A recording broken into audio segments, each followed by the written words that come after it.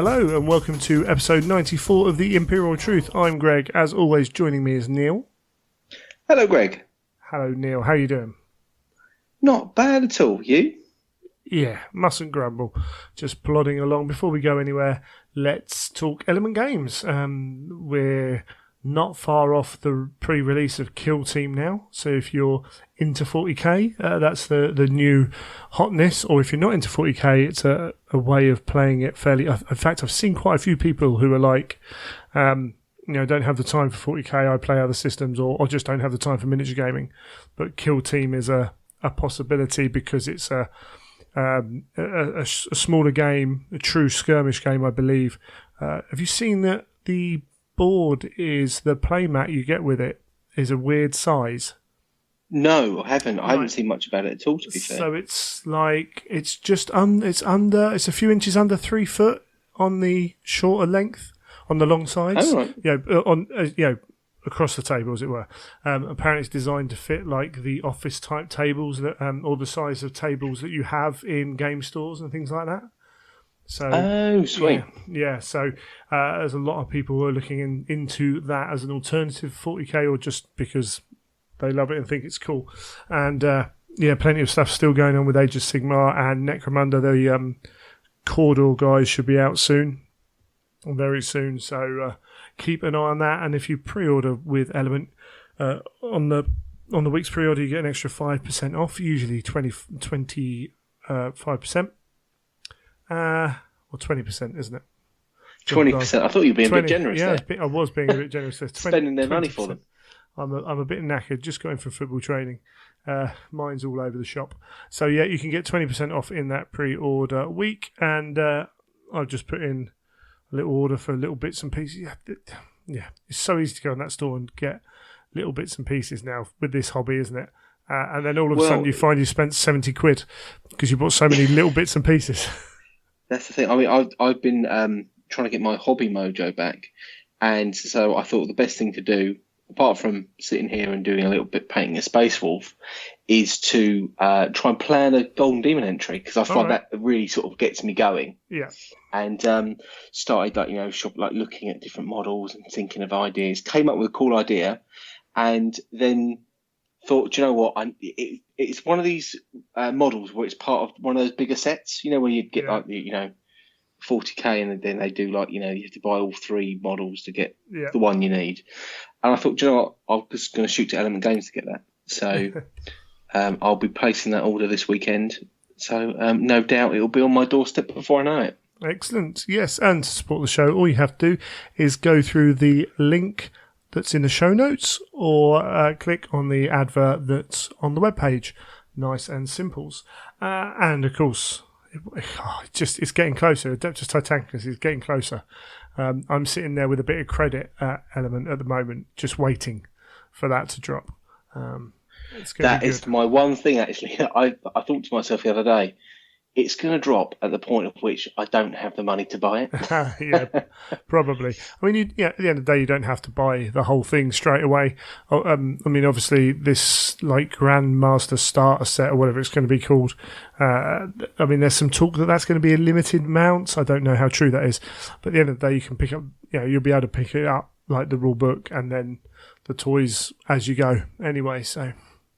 Not a major. Yeah, I can see it being very popular, and I think where there's been a bit of a heresy vacuum for a bit, I can see people just splurging and going, well, haven't got a black book to worry about, or this, that, and the other, so I'm going to go and buy the Grandmaster edition of Titanicus.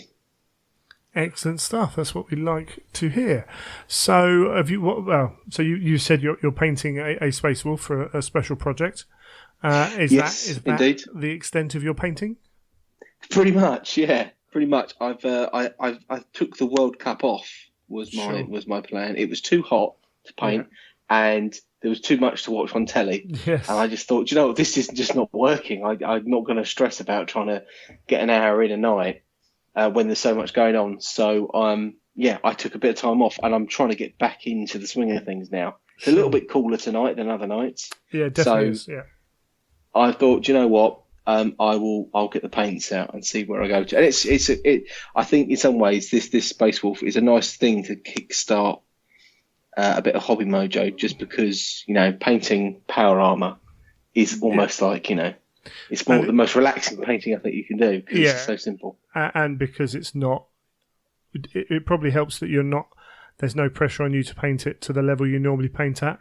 Exactly that, yes. Yeah. Exactly which is a nice mix-up, I'm sure. Absolutely, you are right. I've been getting little bits of hobby time in, but we've had the World Cup, bits of work, the house.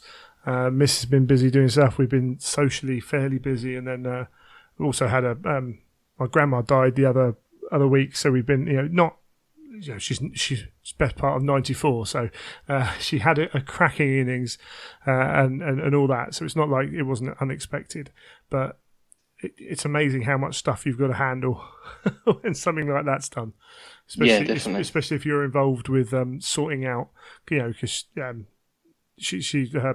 granddad died years ago, so we're sorting out her estate and stuff, and all the hassle that comes with that, which is unfortunately it's part of life. So that's dragged me a little bit away from hobbying. But I've sat down tonight and did a little bit. I've got some Golden Boys. Had someone email me actually, or message me on Facebook. I'm going to try and get some pictures up of these boys when I can get a good light, because of the way they're painted. Particularly, they don't photograph that well under any kind of harsh light.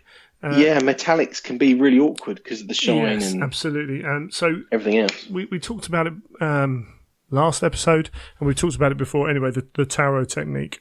So just to reiterate, and sorry if this is boring you because it's the fourth time we've talked about it, but you can buy watercolour reservoir brushes.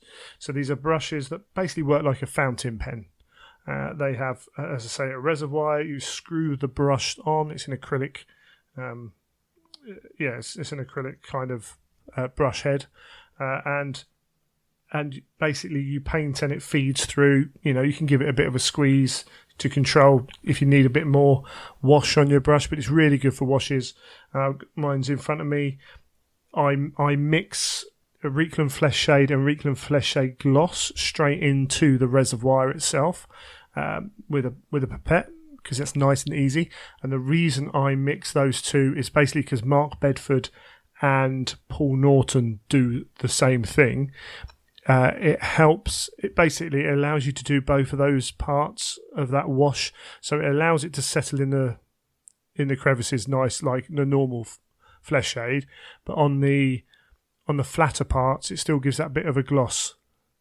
Yes. And it's not too harsh either way, and you can do the whole model that way. And on Custodes, where 90% of my model is going to be gold, it means I can just wash that straight over.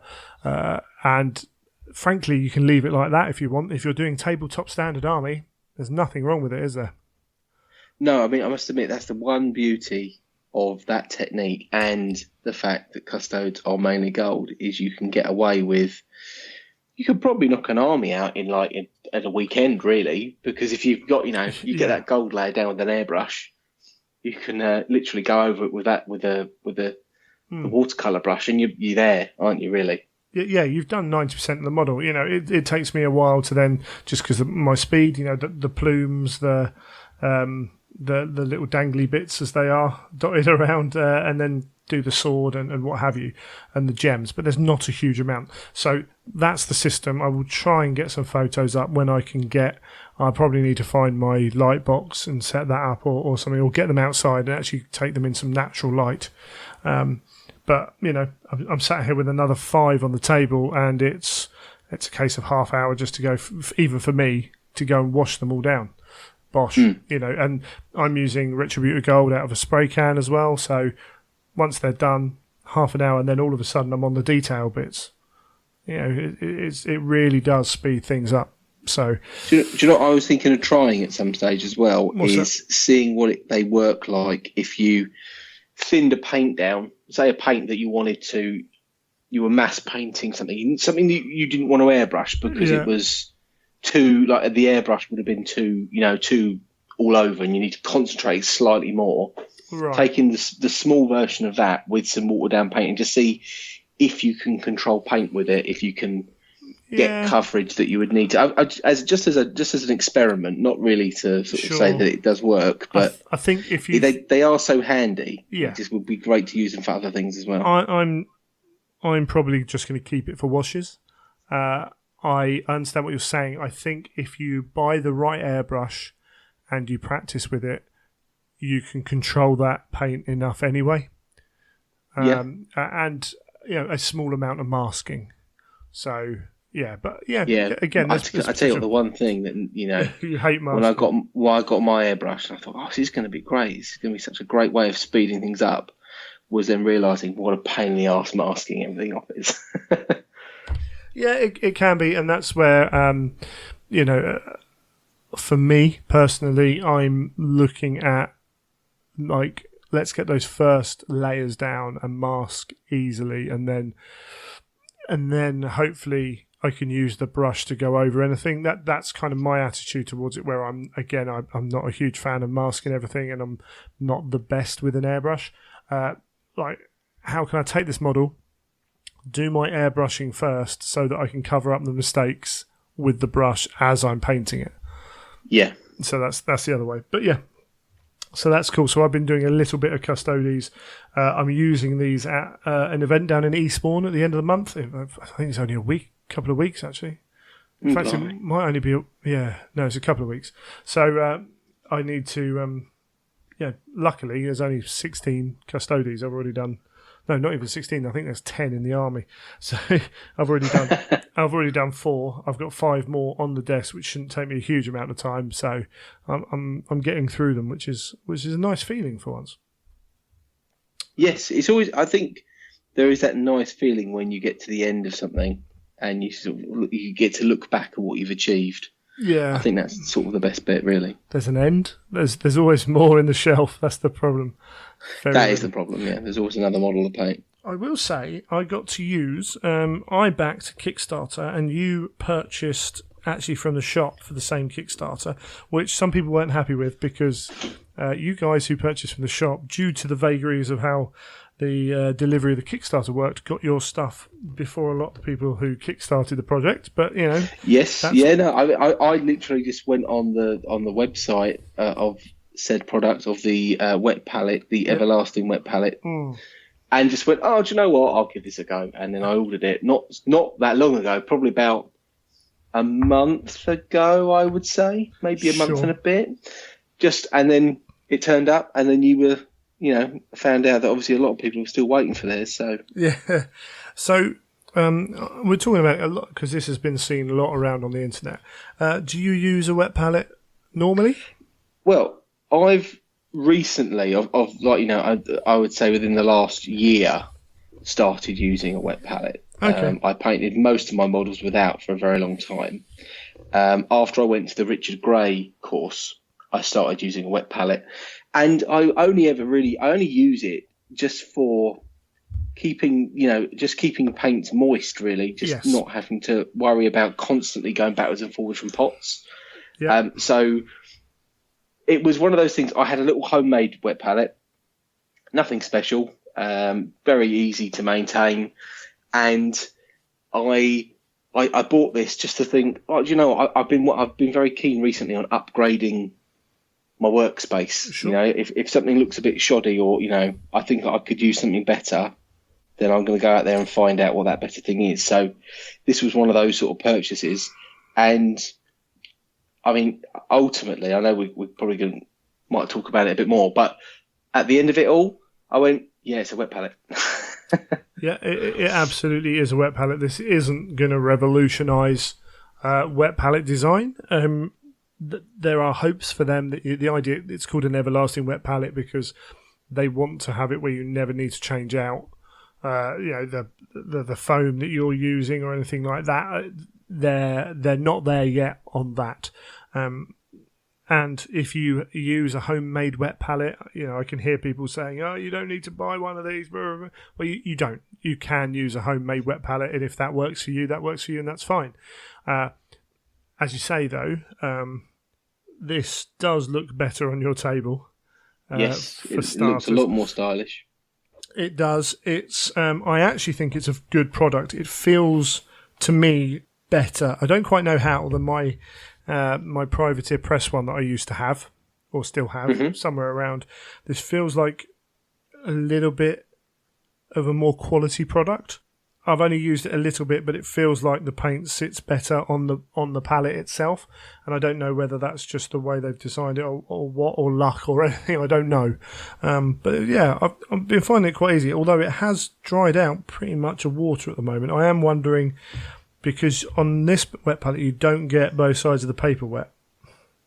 So yes, yeah. I'm wondering the best way of. I mean, I suppose I could just peel the paper off and go again, but because the original design was for it to, it comes with a band that you can put around it in theory to carry it around. I can't really see that happening.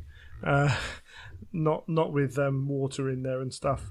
And the little plastic kind of mixing area on the side, which is there's magnets around the side of it, so you can just plonk on these things.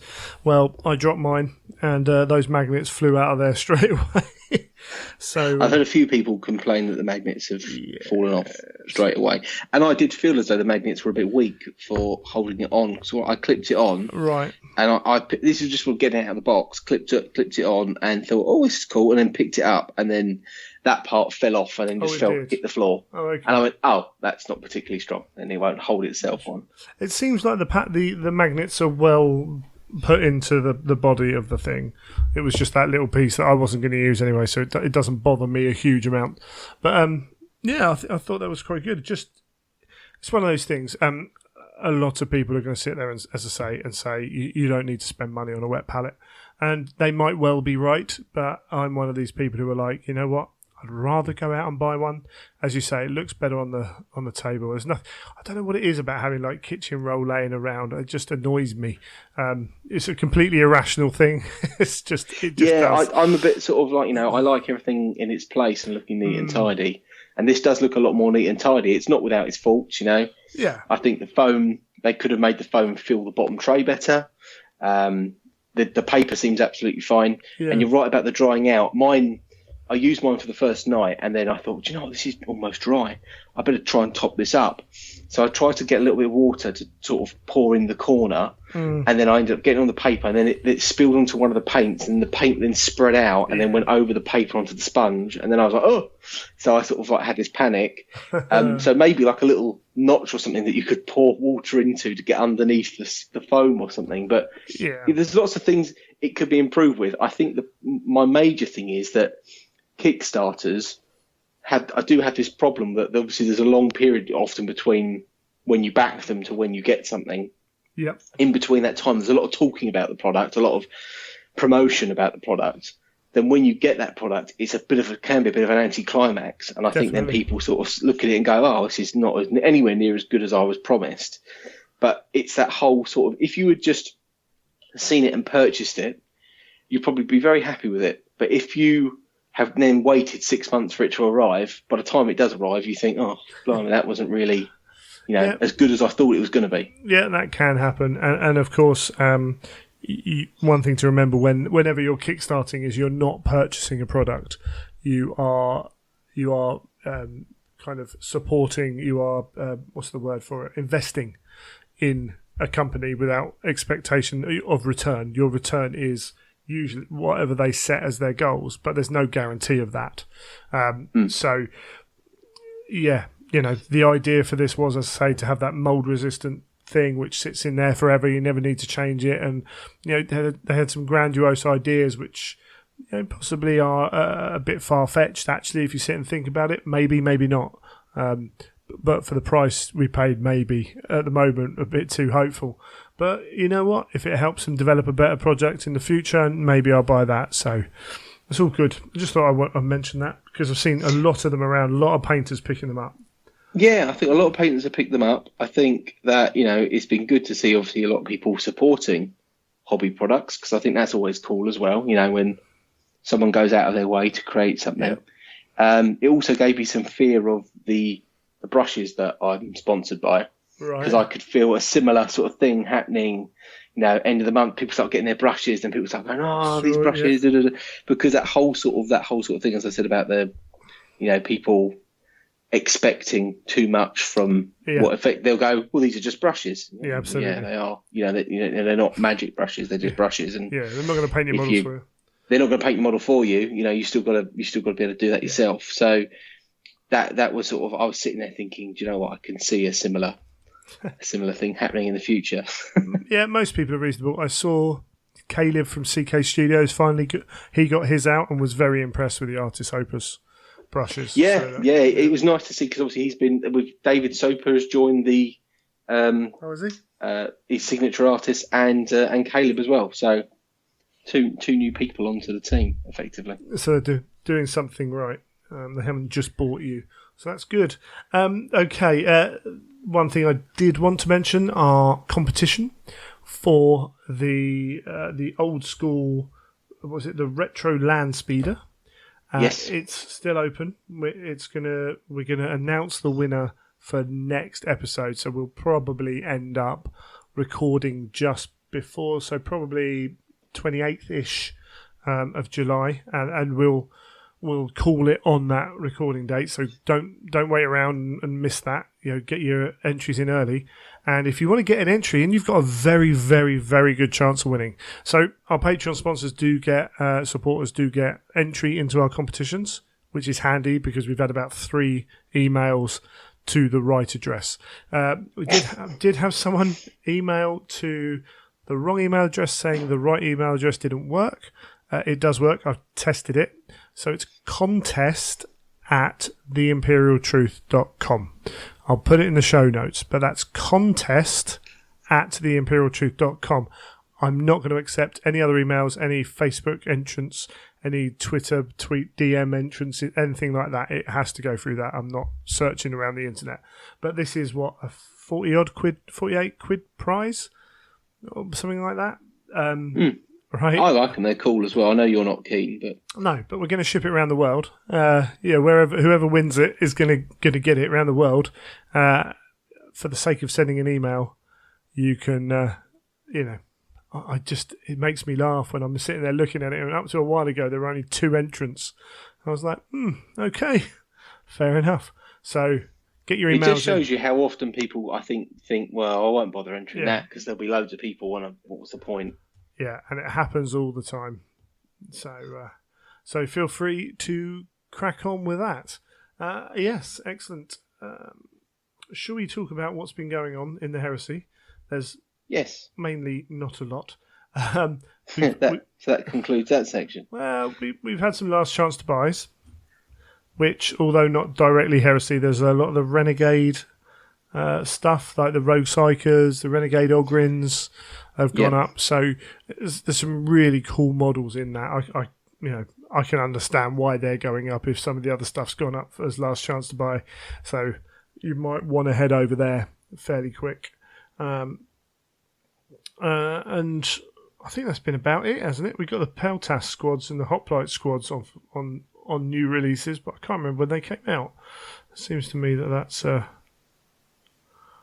upgrade. I don't know. Oh well.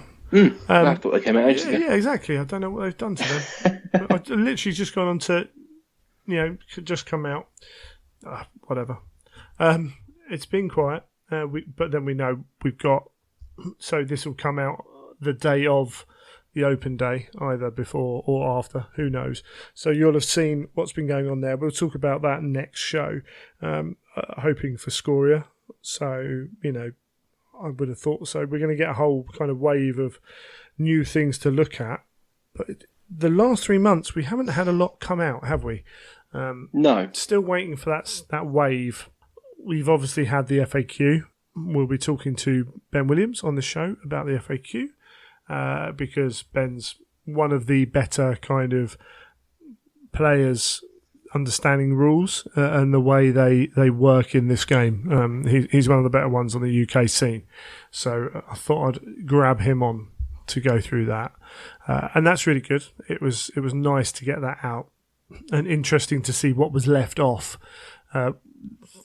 Questions around the Blood Angels and things like that, which I suspect they've been left off that because they're going into book 8, and there's, maybe they'll change stuff in the last minute. You never know. So what's the point in putting it in the FAQ? And that's if they release a book that actually gives a lot of clarity to what those units and things or special whatever it is, it obviously makes it's easier and cleaner to do that than FAQ it and then have a book come out afterwards that contradicts it. Absolutely. I will say there's some interesting noises through part of that interview. Actually, it's the interview with Matt Kennedy. I've also got 2 cats, so there are moments. One of those cats is called Magnus, so you can imagine that he's just a pain most of the time. Things like holding onto the microphone stand when I'm trying to get him out of the way.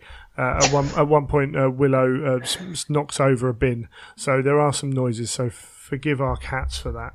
But as I say, when you name one Magnus, I think you're asking for trouble. But he is ginger, so it has to be done. Little git that he is.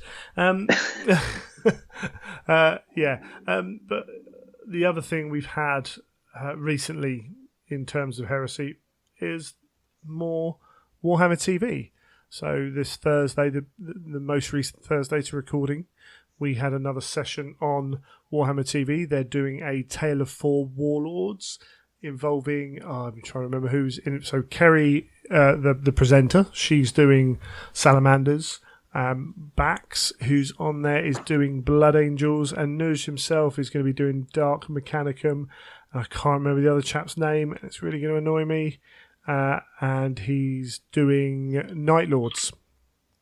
So there's going to be, so they're going to do a Tale of 4 Gamers building up from 500 points at Zone Mortalis, and roughly every month or so they'll be on the TV showing off what they've done and playing some games. So that'll be really good to see. Again, even if it's not really your thing, it's just good to have the Heresy on there. I think they appreciate now that it needs to be front and centre, and hopefully some of those jokes can kind of disappear a little bit as we move forwards as well, and we can just move forwards. We're at this point now where we can hopefully start looking forward to Book 8 and get a little bit revved up for it. It might almost be the rebirth of Heresy now that we've got a rule book.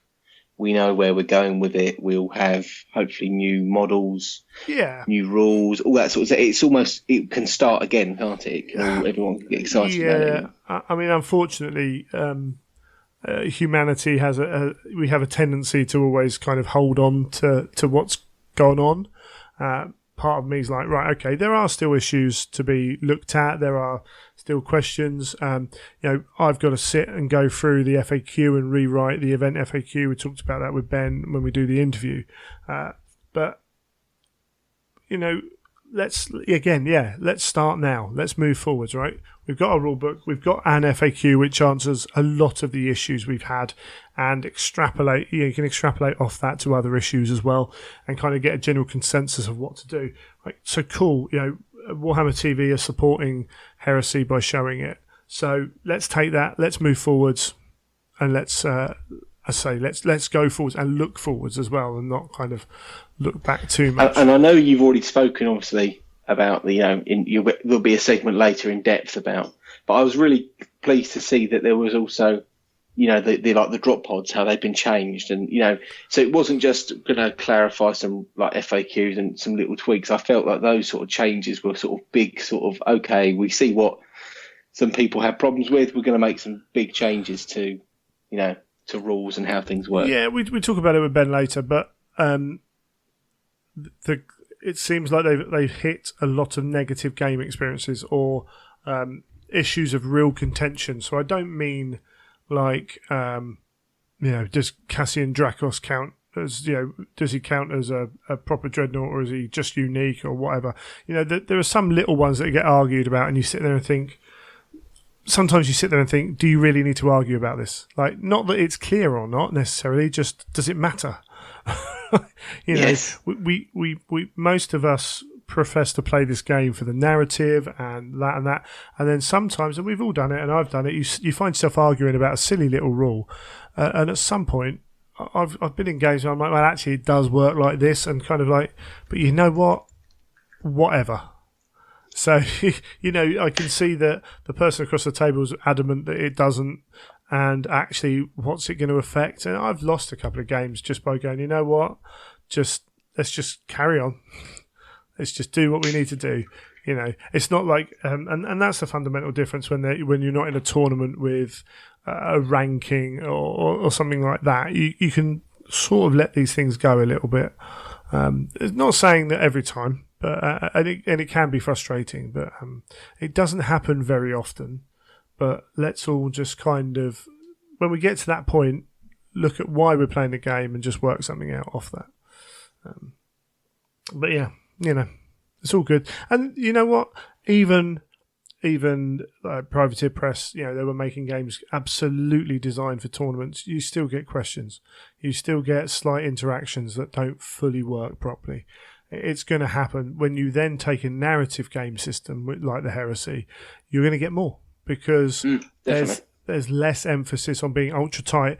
And as we talk about with Ben, I actually think the team we've got now have a greater focus on tightness of rules than the team led by Alan, and that's nothing against Alan. Alan, was I don't think his way of playing the game, from what I've seen and from what I've heard, was very much like, well, why would you even try that? I think Anuj, when he plays the game, he plays maybe a little bit more of a gamer's game, and therefore understands that this could be an issue in this aspect. So and both approaches are valid and cool. I think overall the game might benefit a little bit from that, but it's not a major thing. But these changes, a lot of these changes would have come anyway. You got to remember we're talking about some of these books are way out of date for the game system we're playing in. So, indeed, but it's always good. It's good to see it's moving forward. That's my key, the key thing I take from it. So it's all, yeah, absolutely. Happy it's moving forward. Absolutely, and just remember that if you are playing someone who plays the game slightly different from you, you can always talk about it beforehand and solve those issues. Okay, I think that's pretty much all that's been going on. Blood and Glory, that's the one. I knew there was one thing extra. So, Ben, who is the main guy behind Blood and Glory, he's been to the Roundhouse to have a meeting with them, and tickets for Age of Sigmar sold out pretty much immediately. Heresy sold out over less than a week. 40k is doing okay, but they haven't got someone from the 40k scene to organise it, which I think has meant the tickets have been a bit slower on that. People know the podcast, know I run events, so they can base my event I run there off other events. The guys running Age of Sigmar run lots of events, so again they can do that. When someone puts up a big event, particularly in light of what's happened recently with events, when you're not sure about the person who runs it, you get a little bit more hesitancy, and that's understandable. So anyway, because of the success of the ticket sales, they're opening up more space at the venue, and they're opening up more tickets for every event. So I think we're going to 100 for Heresy. Whether we sell out or not now, I don't know, but there's up to 100 slots. I believe tickets, when this comes out, tickets should be on sale. You can go. I'll put the link in the show notes. You can go to basically search Bad Dice Blood and Glory on Google, and you'll find it. There's an event page on Facebook, and there's links from the Imperial Truth Facebook page as well. So if you fancy coming to Nottingham, to Derby, not far from Nottingham, you can come and play some Heresy, and there's the tickets hopefully very soon should be available for the Friday night stuff as well. The Edge of Empire guys who are feeding into that narrative with their Centurion games. So if you fancy coming over, if you're in Europe and you want to fly over, it should be easy enough. So that's the 2nd, 3rd and 4th of November. All good. I think we've probably waffled on enough for the intro. So Indeed. We'll come back with some more painting chat. Yes.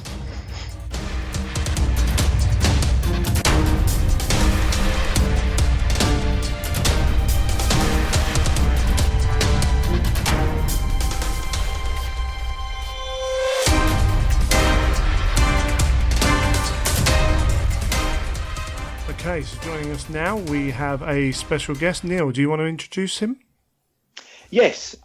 So this is a very well-known painter on the painting scene. I knew this person for quite some time, competing against him mainly, and then in his professional capacity at the heavy metal team. So Matt Kennedy is joining us for a quick chat about Golden Demon, Slayer Swords, and everything to do with painting. So hello, Matt. Hello, how you doing, guys? You okay? Yeah, we're grand. And yourself? I'm not too bad. Yeah, like I was saying, it's very hot. It's hard to paint when it's this hot. Yes, it is. That's my excuse, and I am sticking to it. So, Exactly. As Neil said, you're heavy metal, ex-heavy metal. When did you start painting? We'll go right back to the start before we get into the glory of your achievements. What was your into GW and painting and the whole lot? Okay, so initially, it was when I was 11. I'm 31 now, so that's 20 years. Youngster. And it was, I know, yeah. No, I feel old. No, so my friend next door, he got I can't remember what edition it was 40k. And it was the one with you get 40 Gretchen, 20 Orcs, and 10... You get Space Marines, Blood Angel Space Marines, and you get a cardboard second ed dreadnought. Second ed box. Yeah, I've got one of those still. Amazing, aren't they? The artwork on the front of that box is just immense, right? So he got it out in the garden, and we were just playing. We didn't know the rules, so it was literally you move a guy, I'll move a guy, bang, bang, bang. He's dead, no dice included, and it went from there. So I went down to the local shop with my mum, and they were doing a deal. So they had these. You got two back issues of White Dwarf, a painting set, and two £5 like regiment box sets. So it was like skeletons and Chaos Warriors. You get 5 of each. Yeah. And I think it came to like 20 quid. That's not and bad. That was for everything. Yeah, that was a bargain back then, mate. And it's a bargain now if you can get it, but you wouldn't. But yeah, that kind of hooked me in.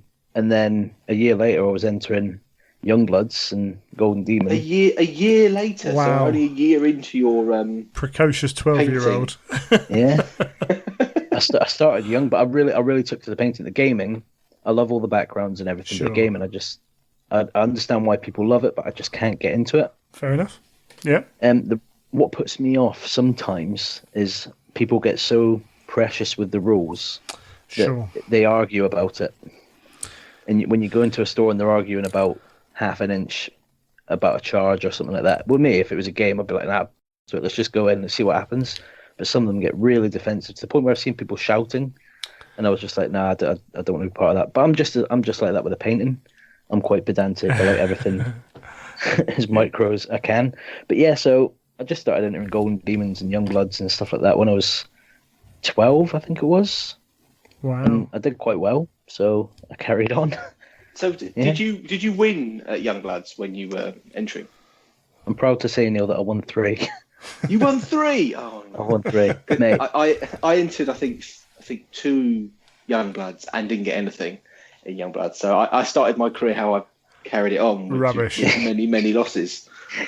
Well, it's Youngbloods is back in the day at least, and it's getting much so now because you can enter anything in Youngbloods now, whereas back then it was literally you had a foot soldier, no conversion, no fancy bases, but now you can enter. I've seen people entering big chaos engines and great demons, and they've got 3 categories now, and it's yeah. Back in the day, I remember it was that you weren't allowed to enter lead models because of the health and safety. So you had the plastic range, which back then was pretty poor. You know, you had monoposed orcs and marines, and it was like, yeah, you can enter a plastic model, and it's like, well, there's no good plastic models to enter, and it was always tough. I think I missed that because I think mine was the first time I won, I got a bronze, was it was a Howling Banshee, I believe, and that was in 1990. Because I think when they brought out the white metal, I think they then said you could then Youngbloods were allowed, and I missed that. The two Youngbloods I entered was only plastic. How old entries are you in it. 36, really old. Easy there. Yeah, and I think it was 99, 2000, and 2001. That was the years I entered. Awesome. Because after that I was 14 and I couldn't enter anymore. Yeah, because I think the age limit's even because is it 16 under 16s now, or is it? Yeah, they've upped it. It's 16 and under now, I think. And I wouldn't be surprised if at some point there's an intermediate as well, where you're not a young blood, but you're not a full. Because let's face it, the jump from young blood to full Golden Demon is pretty. It's pretty harsh. It's pretty harsh. I mean, to go from one to the other is I've seen a few painters where they used to enter young bloods and they used to be really good, and everyone would say, you really, what a great painter you are, and then they just click over into that next age bracket, and then they just disappear off the scene because it was just such a massive leap to try and then enter in full Golden Demons. Yeah, it can be quite disheartening as well. I mean, because you go from a scene where you're not allowed to convert overly, and then you go to people, to Golden Demon where people are literally, at that point, they were sculpting scratch-built models, and it was so hard to compete with that. Now it's not so much nowadays because the kits have just gotten so much better. Yeah, it's so almost like to sculpt yourself, you really got to go be an amazing sculptor to say that you're going to sculpt better than some of the plastic kits nowadays. Exactly. I mean, I remember the same. Was it Albert Moretto Font? I'm probably getting the name wrong, but he scratch built this Orc Warlord. I remember that Orc Warlord, yeah. Yeah, and he won the Slayer Sword with it, and I looked at that and I was just like, how? And then you see a picture of it before he painted it, and you're like, oh, I can see why, because he sculpted everything bar the grot on the base. Wow. Yeah, but they were the heydays, weren't they? When it was the golden years. You had to have a real. I remember that even when David Rodriguez won with his. Remember Carnifex. When he won with the Carnifex? Yeah, and everyone was like, it was one of the special resin ones that only the studio could. And it was like, that's cheating. Exactly. If you're getting a model to paint that no one else can actually buy because it's a special released resin version, it's like that's a little bit of an uphill battle that you've got to fight to try and beat these people. I don't think it was, though. I think it was exactly the same as the plastic one. I from what I was told, this was when it was still in metal, and his one was super duper light. Well, they just released the plastic Carnifex, I think, 6 months prior, and I think he just finished in the studio, so he might have got one a couple of months early, but 6 months is plenty of time to paint a Carnifex to Golden Demon standard. I think. I don't know. I think I can get a basic trooper done in about 6 months. Yeah, but you're really slow. Yeah, from my experience with obviously competing against Matt, we'd always usually meet up at a Golden Demon, and Matt would have multiple entries done, even to the stage where he'd forget to pack entries in his bag. Yeah, because he had so many done, and he'd be like, "Oh yeah, it's all right because I've got an extra 3 at home that I forgot to bring with me," and I'd be there with my 1 entry. And Matt would be there with his 5, 6 entries. So yeah, Matt's a bit of I'd say quicker than I am at getting things done. I've slowed down a bit. Sure. Though. I mean, I'm not as fast as I want to be. I'm still spending maybe 5, 6 months on one thing, and then flitting between 1 or 2 different things. I'm not as fast as like Angelo Di Cello, who you can look on his Instagram one week and you go, oh, he's got nothing. Good, I might have a chance here. And then he pops out with 3 or 4 entries, and you're like, oh, brilliant. I've heard that has something to do with his job, though. Apparently, he has a job where he works in the Italian military or something. And he has to sit in a warehouse and not do anything. So he just has all this time to sit there and paint. So he's an absolute genius, basically. Yeah, so basically, he's found the perfect job for being a competitor at a Golden Demon, basically. There you go. So he can paint all night. I mean, did you see his Slayer Sword entry this year? Yes, not in the flesh, only online. I think I saw it from distance in the cabinet. Yeah. But you know when it's about 3 people deep and you think, I'm just not even going to get anywhere near that. Yeah, exactly. I mean, well, I didn't go to the one in May because I didn't finish my entry in time, so I thought I'll just wait till Warhammer Fest. Not Warhammer Fest, the Age of Sigmar Open Day. Sure. I'm glad I didn't because the single miniature category, apparently. That was a tough category. I tell you, 40k single and AOS single were fierce in May. Really fierce. I mean, I've heard a rumor that the top 3 in both those categories could have easily walked away with the sword. It was just down to details. Yeah, and I think that's fair to say. For I would say that the May Classic Demon, those 2 categories had so much quality in them, and there wasn't as much quality pushed through the other categories. So if it was one of those ones where if you box clever and gone, well, actually, I'll go for squad, I'll go for vehicle, I'll go for warband, whatever, you actually stood a very good chance of placing. Yeah. And in single, it was just like, so ouch, you've got to be good. That's the real sort of painters category. I've always thought, like maybe 5 or 6 years ago, Lord of the Rings was that category. If you wanted to just show off your painting skill, paint a Lord of the Rings miniature. And that's what the Spanish guys it was always like no conversion, wasn't it? And it was like pick a stand. And these same models always seemed to crop up, didn't they? You always had a Gandalf, and you always had Galadriel. And they'd always come along. So it was almost a bit like the Heavy Metal Masters category, wasn't it? Where you had you had everyone painting the same miniature almost. So I remember you always used to say that when we met up. You would say that if you want to really test yourself on painting, paint Lord of the Rings, because it is purely down to your painting. It's not down to, your conversion, your fancy base. It was much more, how good are you at painting? Paint this model. Because the thing with Lord of the Rings is you're locked in to, if you give Gandalf 2 swords, they'll look at it and go, what part of the film did Gandalf have 2 swords? And that's it. You're stumped straight away. Whereas I didn't know Gandalf had a purple cloak. What were you thinking when you did that? Exactly. You're so locked in that if you're gonna paint something from the films, do it so well that it looks, amazing. Whereas if you get a Lord of Change, paint it pink, paint it purple, and you can go, yeah, that's fair enough. That's each. Yes. You can do anything. And you can go crazy. I've always felt that certain things at Golden Demon have more scope and make things life easier. So like orcs, I've always felt that were always a good thing. Like you always proven in. Love them. In squad, and because there's so much potential with the model and the ranges, you can go mad.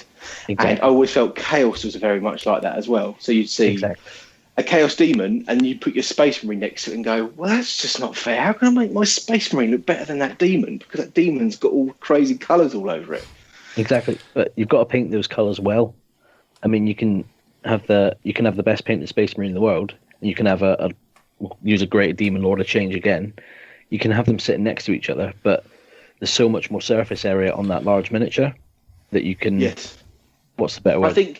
I think consistency and keeping your level high all the way through is your first hurdle when you're then going to competition painting. Because a lot of people, I think, you can hone a particular technique, you can learn a particular colour scheme that works, but then it's keeping it consistent all the way through. And then when you do other colours and other pieces, is making it all work within that piece. So you can have a fantastic like Lord of Change, which all the feathers are done in this lovely pink, but then if you then do the staff, but you've just had to given it a 2-coater, with a bit of wax and wash on it, they're going to pick that up and go, well, why haven't you done this bit to the same standard? And then boom, you should immediately drop down the old the scope. So exactly. Who's going to win? So how do you both feel about?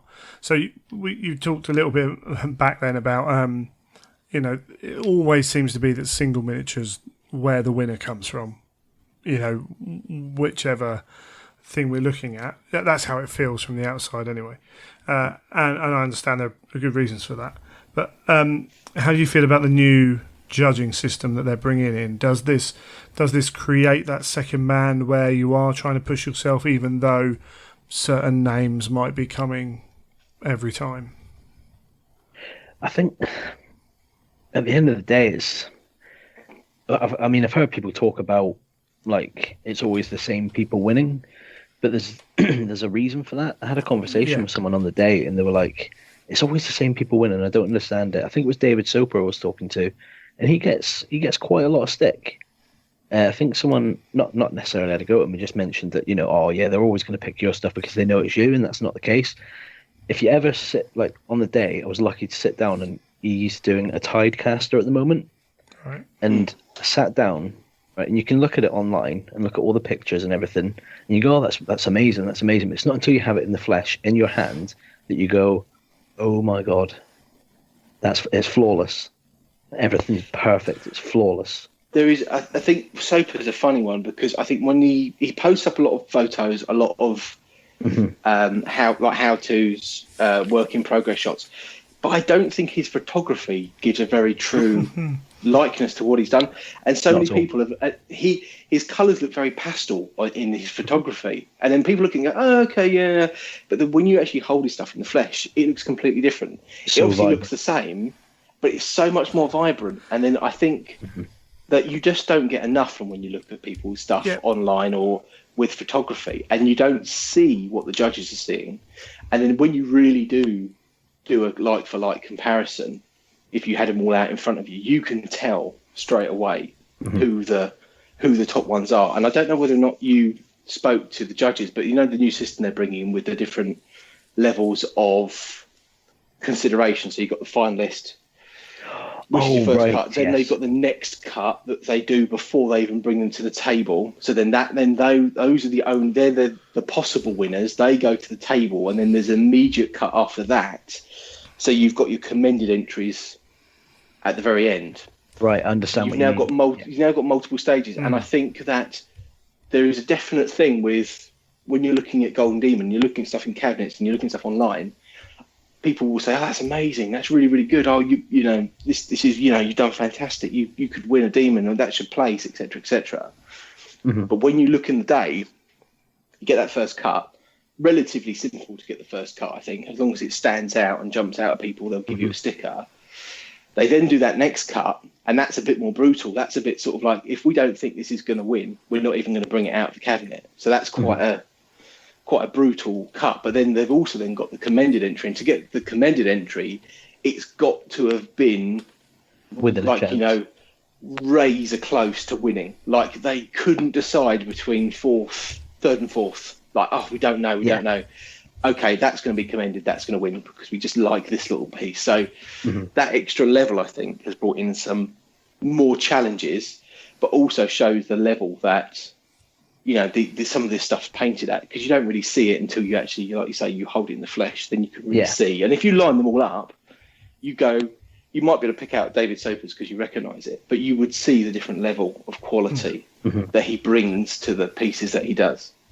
Well, I think the whole commended entry thing's brilliant. I do love it. I think it, like you said, it adds another layer. Because I remember, like, you must remember this when you were younger. Like, you go through the ranks, if you want to call it that, and getting a first cut of Golden Demon, that was huge. I mean, we can talk now because we've done it, and there's kind of a method behind it, and we know you can kind of know what the judges are looking for. You can get into that first cut. If you paint a Space Marine, literally, if you paint it clean, sharp, tight, nice colours, you'll make the first cut. That's it. They're looking just for really well painted miniatures. That's all they're looking for the first cut. And then after that, that's when they start looking for, okay, so what is he trying to do with this figure? Why has he picked those colours? Does the figure tell a story? What am I seeing when I look at this miniature? Okay, it's just a Space Marine standing on some sand. That might only make the first cut, but then if it's a Space Marine standing on some sand with some battle damage, or he's got something on the base, or he's got maybe a bullet coming out the chamber of the gun, stuff like that, small details like that, that's when they kind of kick it up to the next gear, and that's when you move on. And then after that, it's purely down to the painting, technique. Does it work with the IP, the worlds that they've set this in? And that's when you start getting commended entries, and then it's just, after that, they're literally looking for mistakes. The funny thing I found as well is speaking to, you know, the head judge now, or the, you know, Aidan and Max now are sort of running the Golden Demon show. Speaking to them and trying to get some feedback, you've probably had it yourself, where you go and you just get, it's really, really nice, and you get, no, don't, I want to know I need to know what's wrong with it. So they go, no, it's really, really nice. But when you get to the top, when you're really trying to, you know, you're trying to get that top 3 in single, it is so finicky. It could be the slightest little thing that you've done, and they go, I don't like that, and then that bumps you down like 5 places in the queue of winners. And it could be the slightest little thing, like, wow, that bit looks a little bit rough, or I don't quite like his freehand on that bit of armour, on whatever it might be, and then suddenly you've dropped down the ranks, and people like Soper can keep it to that standard, that high standard, consistency, for every little piece of that model that they literally don't break. It's literally, I mean, he spends ages on them, so you know that he's considered every last little piece, and it's so easy to get snowblind with something and go, oh yeah, that's fine, and then when someone says, well, what about this, you go, oh yeah, exactly. I didn't think about that. Well, a case in point again, the 40k Open Day last year, I did it was an Orc Weird Boy I did, so I used the I think it's the Fantasy Weird Knob Shaman. I don't know if you saw it. Yeah, no, very, very nice piece again.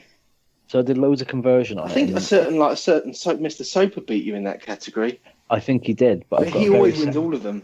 But I've got a very sad tale about that day, Neil. That's when I was licking my wounds by the end of that day. But I'd spent about 3 months on this figure, and I felt great about it. And I thought, you know what?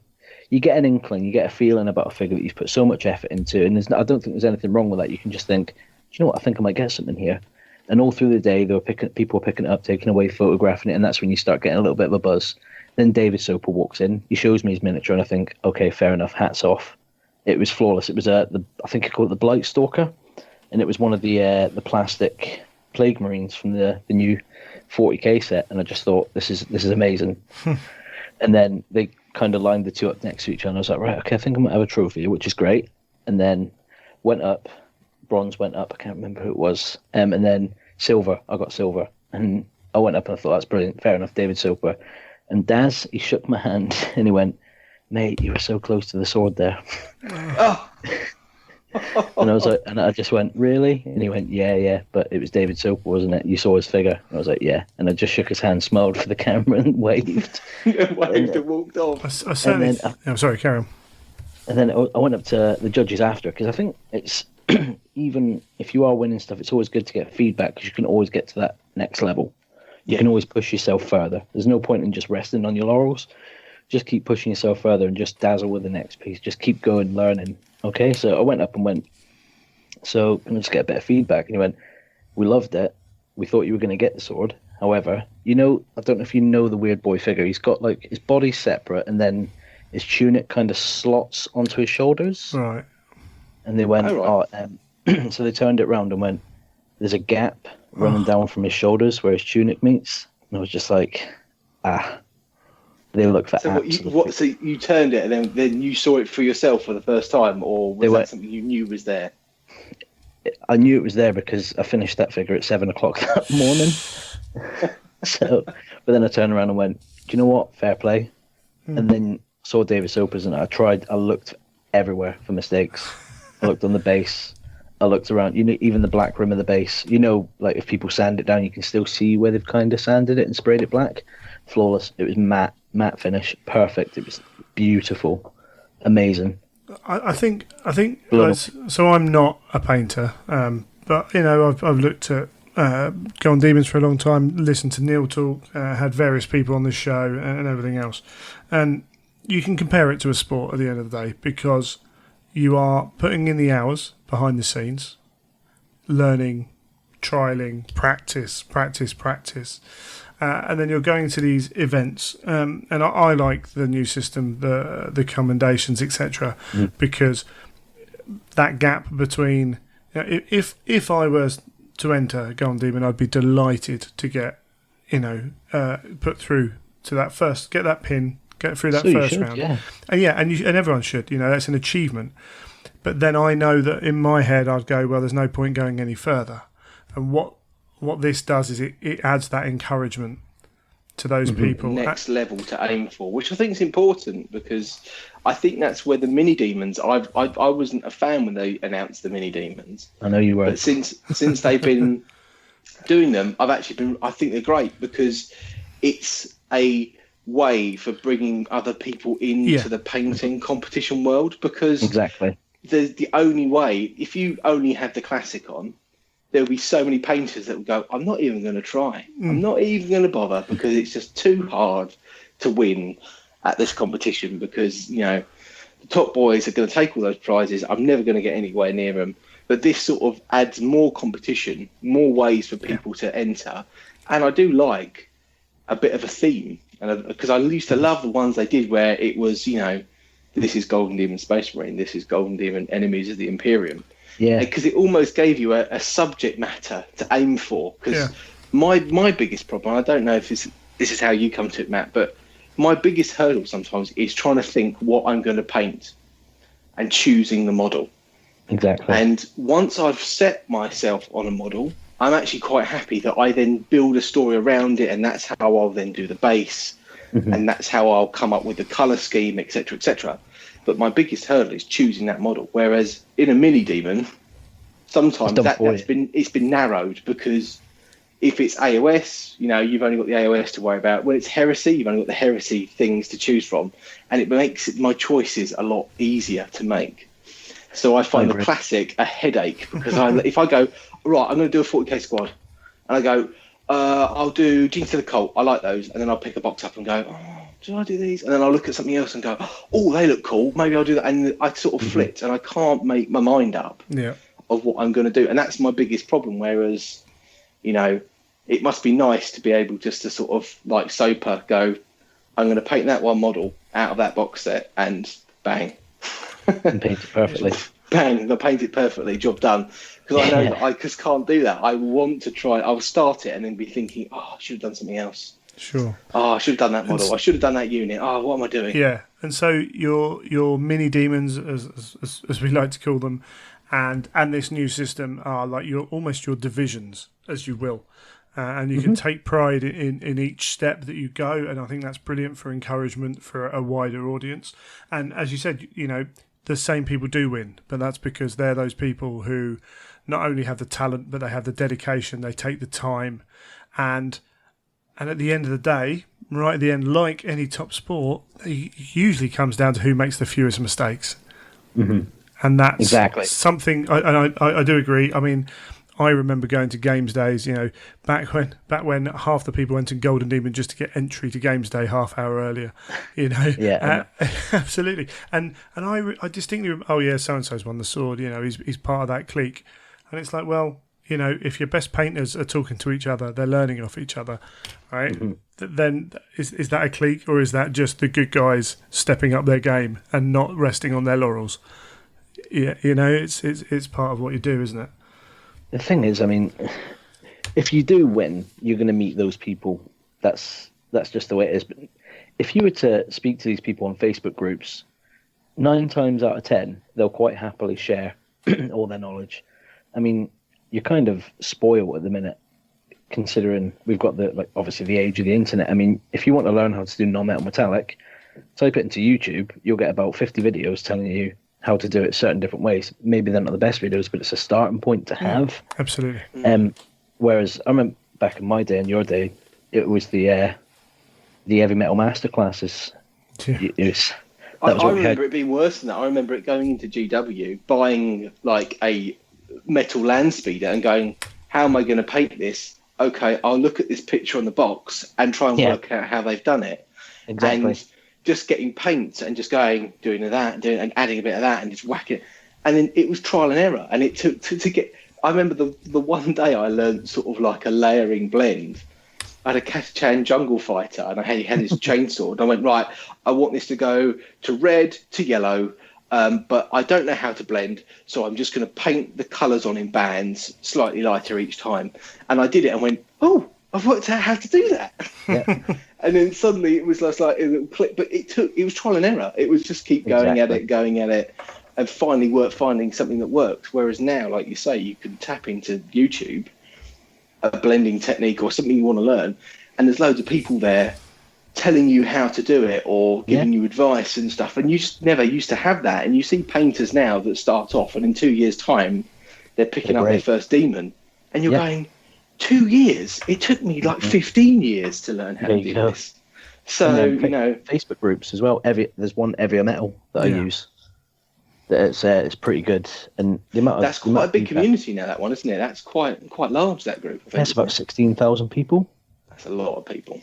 It is, and as well, you've got some of the best painters in the world on there. I mean, you've got like Angelo DiCello, you've got David Soper on there, Daz Latham, Joe Tomaszewski, most of the Heavy Metal guys, they're all on there. Yeah, over 70. Most of them are on Facebook now, and it's very easy to get in contact with these people now. If you want to learn or even ask them a question like, what colours did you use for this or whatever? They'll talk to you, yeah. They'll talk to you and they'll tell you what. Whereas before, if you looked at a piece of box art, you got on the back of the box a load of lies of what colours they had used. Yeah. And then you had to try and work it out for yourself. But now they'll be like, yeah, no, I used a bit of this, and then I mixed in that and that and that, and then boom, done. And now it is almost like a case of, I can give that a go. I'm gonna pick it up and try it out. Yeah, there's over 17,000 people on that group now, and there you go. So I'm a member of it. I think I posted something once, maybe, but one thing I am always impressed with is how measured they are. There's no, people are often told, don't be ashamed of what you're painting. Right? Everyone starts somewhere, and it's lived out in that group, and you get a welcome for posting your miniature. No matter what you think of it, people will offer constructive criticism, and they will offer tips and everything else, but they won't ever put you down for what you're doing, and that's really good.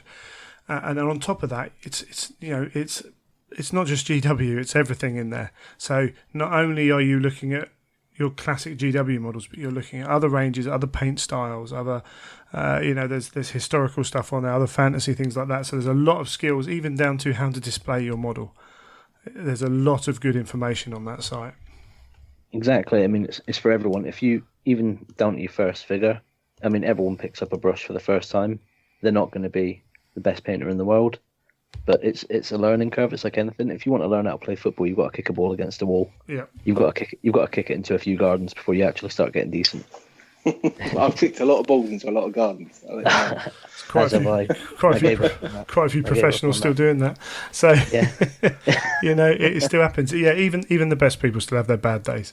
Exactly. It does happen. That's cool. Just wanted to touch. So you went, and how did you get involved with heavy metal? So it was through Golden Demon, really, that I got to know Daz. Yeah. And so I won a couple. I think it was that was when I first met you, Neil, actually. Yeah, we met in the queue for Golden Demon at Golden Demon 2010. We met at Winners' Day for the 2009 Demon after that, but then we bumped into each other in the queue for 2010. Yeah. And that's where we were sort of really competing against each other. And I think it was shortly after that, wasn't it, that you joined? Was just after that. So I think it's 2010, 2011. But yeah, because I remember meeting you in the queue and thinking, I hope he's not done a squad. That means I'm competing against him. Because you did it was your drop pod, wasn't it? It was my drop pod, and we did it. So you entered your Orc squad that year, and I entered my drop pod, and we sort of were the first two people in the queue to go and hand our models in, weren't we? So we handed them both at the same time, and then both stood at the barriers, sort of just waiting and watching. I think we went to see the Ever Metal area and then the studio area, then came back and sat there talking for a couple of hours. Yes, yeah. Was it? It's nerve-wracking, though, isn't it? It is. It's always been a bit of a. I've always enjoyed competing, but I've also enjoyed that sort of, you bump into like-minded people and you can just sit there and talk about painting for a whole day, even if I wouldn't go off and play any of the games or do any seminars or anything like that. I'm quite happy to hang around the Golden Demon area and just chat to people, because it's always quite interesting to talk to people and find out. And watch you get taken away and watch them look at it and go, no. And then put it back in the cabinet. But yes, so to carry on from that, it was just talk to Daz, applied. I think a job came up a couple of months later, applied. I got it, it was good. It's an amazing job to have, honestly. Amazing job to have. How many people applied for you when you applied for was it like, 20 people applied when you applied, etc.? I don't know the specific number, but they narrow it down. I mean, even if I can't remember specifically how many applications, because people joined after me, and I think there was 50 people applied. Wow. I don't know anything about it. It is. But the thing is, I suppose there's people that are just reapplying each time, aren't there? So there's they haven't got through on that one. Okay, go again on the next try, etc., and keep working away at it. And I do feel as though that heavy metal, there's been quite a few people that work for heavy metal that have sort of got there through Golden Demon. Yeah. They've competed, they've won some demons, and then because they've been in that world, heavy metal comes calling. You know, it's like, Yeah. you know, they hear of an opening and they think, oh, you know, I'll give that a go. And you do see quite a few people go into that. But I do think there should be a handicap when you leave heavy metal that you're not allowed to enter certain golden demons. And maybe they take a couple of fingers or something just to stop you from painting so well. Just a whole arm, Neil. Yeah, just take an arm off, you know, because it's an unfair advantage, isn't it, really, when you've been trained by heavy metal. Yeah, exactly. You know, you have to paint in the dark, or, you know, something, something to level the playing field. So going from, was that your first professional paint job? Were you commissioning anything before that, or? No, I wasn't commissioning because I didn't really know how. Sure, yeah. And it was. I'm really bad with pricing and stuff like that, and how much things are worth. And like I'd been offered stuff before. It was like someone said, "Oh, can you, for instance, say, can you paint this rhino for me? How long would it take you?" And I said, "Oh, I can do it in maybe 2 weeks while I'm not working." And they're like, "Oh, great! I'll give you 50 quid for that." And it's like 50 quid sound. You know, if you got 50 quid into your hand, that's great. That's a lot of money. But when you narrow that down to say, I'm going to spend 10 hours on it. Yeah, it's £5 an hour. If you spend 20, it's £2.50 an hour, and then you've got to weigh up the worth as well. And you know, I've got to have a social life on top. I think it's the biggest hurdle with painting, and then trying to paint professionally is, one, the time it takes, two, the motivation. I mean, I don't know. So I haven't painted for heavy metal or anything like that. But as soon as someone gives me something I have to do that I have no choice in, like you need to paint this model. Suddenly, that is the most ugliest, hardest to paint model in the world. How are my models doing, Neil? What your special models I'm doing for you? Yeah, they're still on the sprue mainly. Okay, cool, good. Yes, the date is looming. Okay. Yeah, no. To be honest, I think that's something we're going to look at on the show soon. Is commission painting, and particularly the pitfalls for people who want to get into it. Because you're absolutely right. It's I've seen mates do, you know, they're not commission painters, but they're painting stuff for friends for money. And they put the price up and they're like, you know, is that a good price? And I'm like, whoa, that's way too cheap. You know, you've got to value what your time is and effort and everything that goes with it. So how was that then, stepping into heavy metal? Obviously, heavy metal being the top level, you've got more time to complete models, but there's still, you've got to hit those deadlines. Yeah, I mean, the deadlines are the hardest thing to do. But you've got to remember, well, what other people are, you know, doing jobs, working in offices, you get to paint figures all day, you get to see it being created by the sculptors, and then you get to paint it. It's a great feeling. Honestly, it's brilliant. Awesome. It's amazing. And you do get time. It's not unimaginable. I think, for example, I remember doing the Hell Brute. Not the Hell Brute, it was the Slaughter Brute, or Slaughter Fiend, I think it was. Yeah. You know, the big Chaos Demon that's got all the daggers in its back? Yeah, awesome model, yeah. And it's got, I did the one with it was the white belly, and it was blended into red and into black. Yeah. I was given that. It was a bit of a jigsaw puzzle to put together, because you obviously don't have the, what you get in the box. There's no instructions. Sure. Never think about that. Yeah, no instructions. It's resin, which is either a curse or a blessing. Yeah. Because resin has grow lines when it's come out the 3D printer, so you're sanding a lot of it. So that figure took me a day and a half, 2 days to put together. Right. Yeah. And I suppose, do they have any input into the pose, if it's posable in certain cases? Do they sort of say, oh no, we want it to have this weapon and it's got to be facing this way and we want it looking this way, etc.? Not necessarily. I mean, I think they trust you, that you've got an eye on how the figure will look. But you speak to the sculptor and you say, right, how do you want this to look? How would you like it to stand? Sometimes they even put the figure together for you and go, right, okay, here you go. If there's a weapon variant, what you'll do is you'll put a pin in the hand, so when it comes to photography, they can just take that pin off, put it on a flying stand, put the other hand on. That's how they do it. Magic. Absolutely. All these secret tips. I know. That's how they do it, because obviously they need to show every aspect of the kit for the photography. Yeah. So that's how they do it. But yeah, honestly, it was brilliant. Really enjoyed it. So what was, I mean, obviously you were there for some time. Would you say your painting came on a lot while you were there? Did you find a big improvement of, because I've spoken to, like, you know, Aidan and Max and lots of the other painters when they've started, and they always said, like, you know, they start off, you walk in like, oh yeah, I know what I'm doing.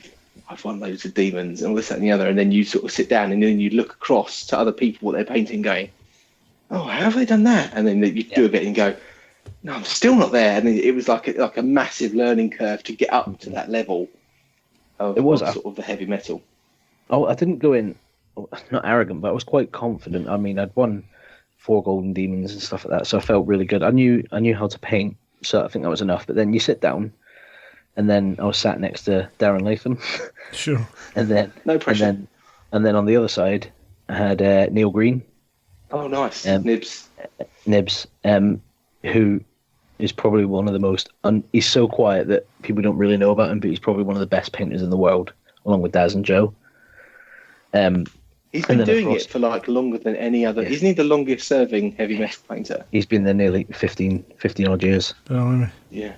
But he doesn't do events. He doesn't do doesn't go to open days or anything like that. So you don't see anything of him. He doesn't have any sort of social media either, does he? He doesn't even put like stuff up. So you just probably know of his stuff if you've ever seen it painted and know that he did it. That's pretty much all you ever know. But people know about him because of his skill. I mean, I remember sitting next to him, and I think I was doing. So for talking sake, I was doing a single miniature, and I spent 3 days on it, and I felt really good about it. I got loads of feedback, but he painted 3 or 4 in that time. He knows what he's doing. He's fast. I think Aidan told me that when he started, he was sat there painting away, and Neil would literally talk to you, not looking at the model and painting the model, sort of like just like going, oh yeah, no, because he literally has that much. Zen. Yeah, he's that zen. He's that focus. He just knows what. He doesn't even need to look when he's applying the highlight to the model. He's just like, I know I know where that shoulder pad line is. We're done. Well, I remember I was sitting there. And we used to watch. I used to have my mini DVD player there while we were painting, and we would watch it. He brought in, I think, all the seasons of Columbo. So we sat and watched Columbo while we were painting. Right, so it's ridiculous. But we were sitting watching it, and he'd be taking breaks and stuff like that, watching TV, and I'm trying to get this thing done. And I'll be layering up this red really nice and orange. And he's like, what have we done there? He goes, yeah, it's good. Why don't you just do this? Bang, bang, bang. Done. Exactly the same result. But it takes a third of the time. It's funny, isn't it? Because he's almost like an untapped resource. Because I know that a lot of the things that they do in regards to masterclasses and doing things in the White Dwarf and stuff is all extra on top of what you have to do. But he's almost sort of like, he's very much under the radar, isn't he? He doesn't, he's almost like he could probably go and teach some classes or do something, and people would learn a lot from them. But he's just like, he just sits there and does his job and then goes home at the end of the day. And do you know what? He's very happy doing it. So hats off to him. Yeah, I think if you can survive in that job for that length of time, that's a skill in itself. Because I think so many painters you see obviously burn themselves out, I think, when you do heavy metal painting, because I think it is pretty intense. And I think if you can do more than a couple of years, I think you've achieved something. Well, the thing is, I mean, you learn how to paint quick as well. You have to. So a lot of heavy metal stuff, I mean, it's changed a lot now since I was there, but a lot of it was very clean, very precise, lots of line highlighting, very deep shading, and you get the result you're looking for. You're painting for photography. But now they've just, over the last 5 years, if you look at heavy metal paint jobs now, you could enter some of those figures in Golden Demon and they'd probably walk away with a trophy or two. I think most heavy metal stuff, if you put it in anonymously into Golden Demon, it would place. Yeah. Because so many painters, and myself included, will look at that as the starting point. And often with the photography you get online, you don't actually achieve that level sometimes. You look at something online and go, oh yeah, I've seen what they've done there, and you do it yourself. You go, oh, I've replicated that perfectly. And if you hold the actual, I remember going to some winners' days, and Andy Wardle getting out his assassin that he had painted, and the heavy metal assassin was on the table, and he picked the two up and went. It was just like the contrast between the two was massive. But when he was painting it, and when you look at it online, you compare it to an online photo, you're like, oh yeah, I've perfectly got those highlights. I've got everything in the right, but it looks amazing. but you pick up the actual model, and it's like we were saying with David Soper, it's another level, and then suddenly you go, oh wow, yeah. Because I think they would place nearly all of them. You can put them into categories. They would walk away with demons. You don't realise how high level they're painted to. Well, I talked to Aidan a couple of weeks ago, and I was just talking to him about the Nighthaunt stuff when I was at the Age of Sigmar day, and he picked out a couple of things and let me hold them and just have a look, and I was like, mate, they're amazing, and he was like, mate, a day a piece. Wow. And I was like, really? And he goes, and I was like, really? And he goes, right, so airbrush the colours you need on, blend it back down, glaze it, tidy it up, put all the nice sharp highlights on it, and you're done. And you go, oh, only a day a piece, that's not a lot. It's not a lot but they're spending 9 hours on one figure. You got to understand. Whereas and also then they're 9 probably not like they're 9 hardcore painting hours. They're not like 9 hours of casual painting. They're 9 hours of getting stuff done. And it gets methodical as well. It's like they might say a day a piece, but they'll have 5 figures in front of them, and they'll spend 5 days on those 5 figures. They won't do one to completion and then next one. They'll do all the airbrushing, all the glazing, all the robes, all the skulls, all the bases, all the weapons, all to completion. But yeah, like, I mean, look at Anya Wettergren, another amazing painter. Did you see the Archaon she did on the mounted thing? She spent hundreds of hours on that. I'm not surprised actually, because that is quite a piece, that isn't it? With all the different things you've got going on in that model. I saw it. Must have taken forever. I saw it and I was like, that's it.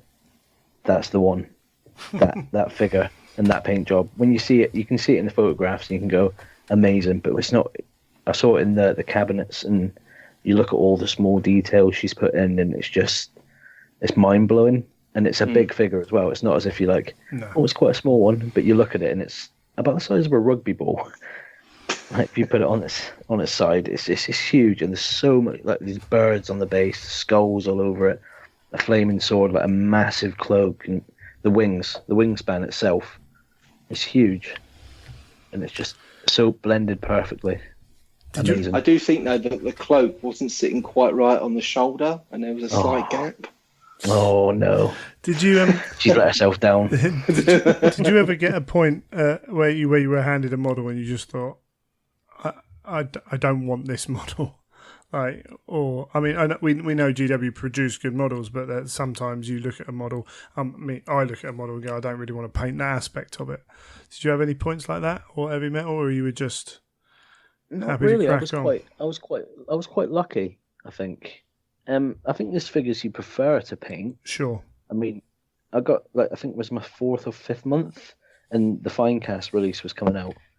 And we all got to choose a figure that we wanted to do. It's in Finecast, and instantly I went, I'll paint Ghazghkull Thraka then, because I love orcs. And they were like, yeah, no problem. And then they gave me 5 days to paint Ghazghkull Thraka.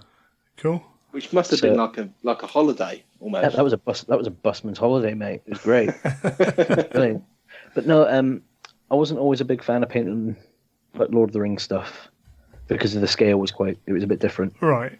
Okay. Yeah. That was just a personal preference more than anything else. But no, I never came across a figure and went, oh, definitely not. As a result. I suppose when it's new as well, when it's that new thing that no one's ever seen, it's got that level of excitement built into it. I think it's harder when it's already been painted and there's already a good I find if there's already a really well painted version out there, it's harder to get excited about painting it, because you're just competing with that person, aren't you, or with that particular version, to try and make yours look different or more exciting. Exactly, but you get to put yourself in the position where if you paint it well enough, people are going to copy that. Sure. Yes. Which is really sweet. Yeah. That was always the thing. It's like, I need to paint this figure really well. I need to sell it, so people will paint it like this. That's the job. You're selling. A bit like a Leviathan Dreadnought, like Night Lord's one. There you go. That I did for Heresy Demon, and then it got copied a year later. There you go, mate. There you go. Exactly. People. It's it won gold, and I only won silver. It didn't, did it? Oh. Yeah, it placed in the same category. It placed in the same category as me a year later, but actually out achieved my original. Oh no! Was it better? Was it better? I say no, and the judges say no, but I think the guy did a really good job on it. I was quite shocked at how close he copied it. Like every highlight was in the right place, and every piece of detail, every like bit of freehand he'd copied and put in the same area. It was quite impressive. So he bettered you, is what you're saying, Neil. Yeah, he upped the level. Yeah. But the trainee became the master. My favourite talking to Neil about a model ever has to be Kerr's. When he was like, yeah, we've looked at that model, looked at GW's paint scheme and, it's all right. And then every night that we talked about it, you looked at it a little bit more and was like, actually, that's really good. Actually, that's really good. Actually, and then we got to the cards, the playing cards. And it was like, what am I going to do with these? And I'm like, well, on the GW one, they're little drawings of actual playing cards. And Neil's like, no, they're not. I'm like, yeah, they are. They really are. And that was it. That was a whole night of painting little stick figures, wasn't it, Neil? Yeah, no, it was coming up with the idea of what each card would be, each tarot card, etc. would be. And then, because it was like, oh, yeah, no, they're just kind of, I zoomed into the GW one. I went, oh, they've actually painted stuff on these cards. I went, oh, Jesus. There you go. What did you get for your Conrad? I got gold for Conrad in Heresy Single. That was was that the first? Yeah, that was the first Heresy Demon, I think it was. So you love your Chaos, don't you? You love your Primarchs. I love my Primarchs, but I've always liked to see it goes a bit back to what we were saying about telling a story. So if I choose a Primarch to paint, it's got such a rich backstory. Yeah. And it's got so much about it. And I know that obviously you can't go too far off with the colour schemes, etc. But there's so much history and so much stuff going on. And you pick a Primarch model up, and then take Kerr's, then you're looking at the inside of his leg, and he's got a sculpted towel with a lightning bolt going through it and stuff. And then it all has little details. You go, oh, I didn't see that bit. And then you can pick bits out, and you can do bits with painting Kerr's cloak, and then finding faces sculpted into the skin that's hanging off his cloak, and going, oh, there's a face there, and painting away and going, oh, there's another face there, and I found 7 faces in this cloak. But at the time, when I painted it, I never even realised there was any sculpted into it, and so you sort of find more detail as you paint, which I always found quite exciting. They allow the opportunity for plenty of non-metallic metals as well, don't they? Oh, yes, Neil, you and your non-metallics. Exactly, Mr. Non-metallic. Yeah. Oh, I've had a go.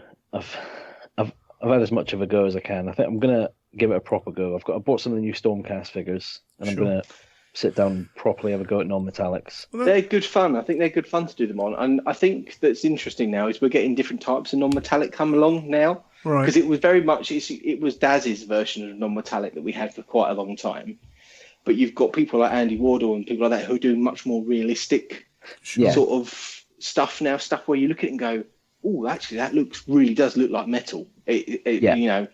Whereas it's getting less sort of cartoony. It's getting more and more realistic. And then it's a thing of striking a balance of how far you're going to go. Are you going to take it so it looks ultra realistic, where I've seen some paint jobs where you turn the model around and the back of the armour is just black because they go, oh yeah, but there's no light source there. And you go, but it's just black. You haven't painted it. Or you go to the bit where you go, okay, no, I'm going to have lots of extra light sources because I want to show all of those shapes, etc. And then you have to blur the line of realistic to, that stylized look. So, I mean, it's an interesting thing with non-metallics is you can do it in different ways, which I think is quite fun. The thing is also with non-metallic, with you saying it's got black at the back, you can choose where the light is. You could just say there's a light coming from the back as well. Yeah. Yes. Yeah.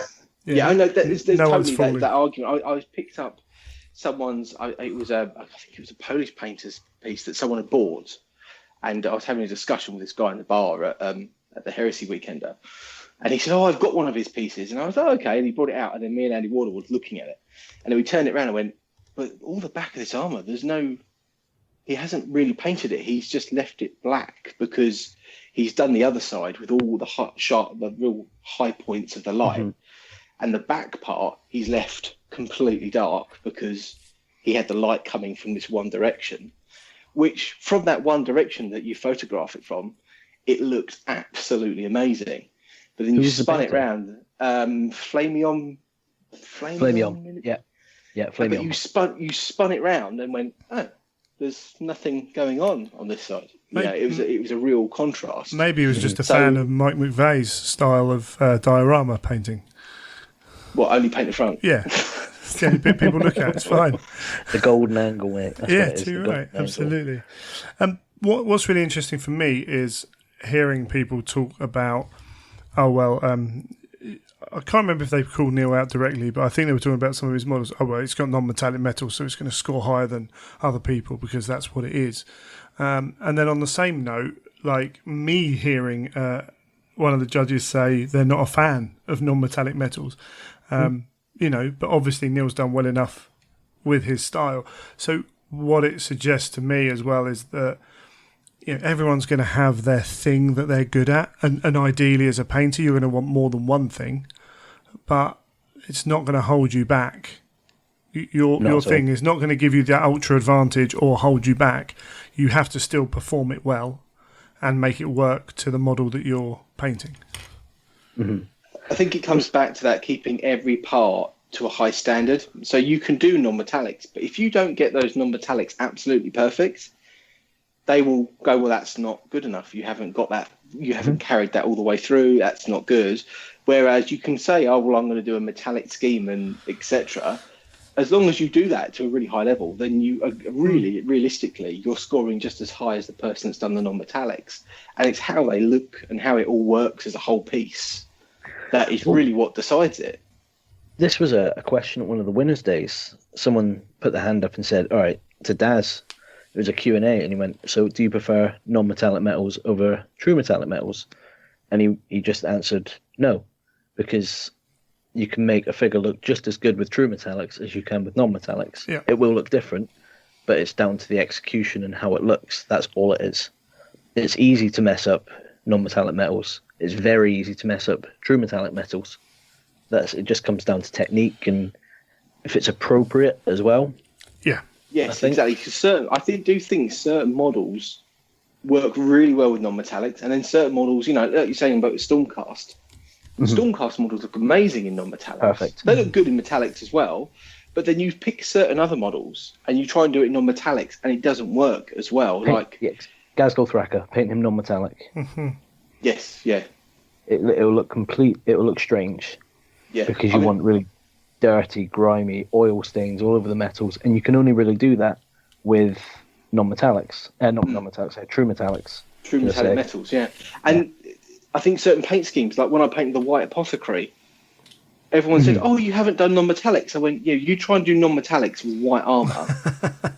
It's going to look a mess. It's going to look like loads of greys all over it, and you're going to go, well, what have you done? Is that armour white or is it non-metallic? With lots of little white dots everywhere. Exactly. So I was just like, no, you've got to, the model's got to warrant and make it look good. Otherwise, there's no point in doing it. Yeah, exactly. It did look great though. Yeah, Apothecary. I saw that online. It did look awesome. It was cool. It got nice. I took it to Max at a masterclass weekend, and I just got him to rip it apart. Like literally, tell me everything you don't like about this model. And he gave it the first 5 minutes of, oh, it's really nice. It's really nice. But then he did pull parts. Like, what about this? And like you said with your cloak, he said about the tank. He went, you see that lip on the top? He said, to me, that looks as though you haven't finished that off, and that shouldn't be overhanging the top of the tank. And I'm going, yeah, you're right. Actually, that shouldn't. And when someone points it out to you, you sort of have that realization of, yeah, I shouldn't have done that, or I should have made sure that was the right size when I did it, and etc. Yeah. And stupid little things were like, he was going like the yellow on the shoulder pad. He's going, yeah, it's a bit rough, that yellow. It's not quite smooth enough. And then when I'm looking at it, going, yeah, I've done way too many coats of that yellow to try and make it vibrant. And I've actually ended up messing texture up on the shoulder pad. And then suddenly you go, yeah, I have done that. And then suddenly you realise what you've done wrong, and you then know what to do next time. The thing is, though, I mean, you're looking at that Apothecary. In terms of hours, how long did it take you to do? If you had to put a ballpark figure on it. Probably 60 to 80 hours, I think. Yeah. With my slan, I looked at it for about maybe 150, 200 hours. Okay? Well, that's quite a lot. You did a lot. I worked it out. But if you're looking at something for that long, you get so used to it, even yourself, that you become kind of jaded by it, and you kind of lose focus about what works and what doesn't. You kind of hope it comes together in the end. To the point where I had to take a couple of days, put it in a box, put it away, and then bring it out again with fresh eyes.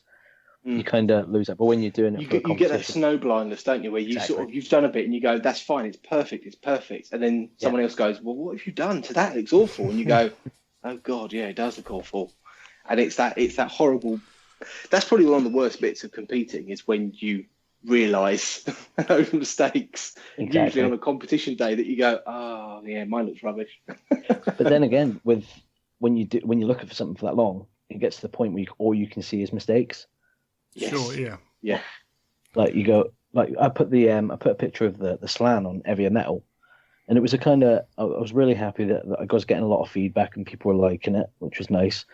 But some of the feedback was his eyes are very blue. They're kind of. I remember seeing those comments. I remember seeing your response was, yeah, but you don't understand like the base, because it's like a chair, and it's going to have like a blue ring, and they're like, yeah, but his eyes are really blue. And you're like, but no, that's I've planned it. And his eyes are glowing. Why are they glowing? And I was like, it'll come together in the end, I promise. There is, but I read that and I was like, are they too blue? Yeah.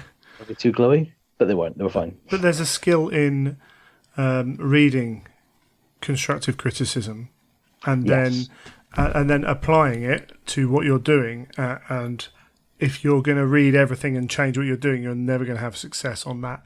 There's that level of, okay, this person said this. Do I trust what they say? Can I look at my model and see exactly what they mean? Or actually, are they not wrong per se, but misreading it? Am I right? And that's a balance. I think there's also a reverse problem with the internet that we have now with Instagram and Facebook. Is you put stuff up and it's very easy to get lots of likes and lots of people going, "Oh, that's amazing. Oh, I absolutely love that. It's like the best model I've ever seen. It's, oh, wow." And then you can get almost lulled into a false sense of security of going, "Oh, these people think this is amazing. I'm going to cakewalk this. It's going to be so easy to go and win a demon." And then when you don't, you're like, "Well, what did I do wrong? Everyone loved my model." It's like, there's a lot of praise out there, which is a good thing. It can spur you on. But you have to also have that analytical eye to be able to pull apart what you've done. And if someone says something to you like, "Oh, what about this?" you need to be able to analyse that and work out if you need to change something. Have you missed something? And that's probably the hardest skill to learn when you're competition painting, is learning what you've done wrong or what you should improve on, and taking that next step. Well, what I did when I put it up, I don't post that much stuff. Work in progress, and I don't really like doing it, but I'd spent so long on it that I was kind of like the snow blindness thing. So I put it up and I gave myself a rule. I said, right, people are going to like it because it's a nicely painted figure, that's fine, but if something is mentioned about the figure 3 times, I'll take a look at it. Sure. Yeah. Right. So the eyes got mentioned a couple of times, and so I sat back literally a couple of minutes and thought, right, are his eyes too blue? And then I looked at the chair and the blue was the same, and I put the frog on the chair and went, no, it works because of the angles of the light and stuff like that. That's absolutely fine. And then it was stuff like his face is quite cold, even though it's painted warm. And I looked at that again and I was like, okay, fair enough. So I started glazing in just little bits of red around his lips and his nose and his eyes, and it really made his face pop because his face was not a different color, but a different slight hue. Yeah. And it really brought attention to that face, and that was really good for me. I needed that because it kind of just notched it up a little bit. It tightened the screw. That was all it was. Well, that's useful then in a way, isn't it? Because you get that feedback, and then you can do something with it. And as long as you can make the right choices, then happy days. I think it's exactly it's all for the good. I think the social media and the internet and everything that we've got now is so much better to have that than not to have it. Because all those years of only ever seeing who would won a Golden Demon by looking in the White Dwarf 6 months later. 6 months later, and only knowing it was almost like a private gentleman's club, wasn't it, when you won a Golden Demon? Because you got to go to Winners' Day, and it was like, aha, I now get to hang around with everyone that knows how to win, and I will learn how to win, and I will never, ever lose a Golden Demon again. The Winners' Day, years ago, did you ever go one of the ones years ago? No, the first one I went to was the one where I met you for the first time. Right. This is what they used to do. So 3 times I won Youngbloods. That was great. And I took my dad the 3rd time. Right. So what they used to do is they used to take you in, give you a tour of the studio, everywhere, the factory and stuff like that. That was fine. And then they give you a box to go run mail order and fill it. Yeah. Right. So the day I went with my dad, box. yeah, the day I went with my dad, he was just standing there. He went, no, you go along. And the guy went, oh, congratulations on your win, to my dad, and handed him a box. So I got 2 boxes of figures, and he was like, do I hand the box back? And I was like, no, fill it. No, fill it up. And I will tell you what to put in that box. Yeah, it was great.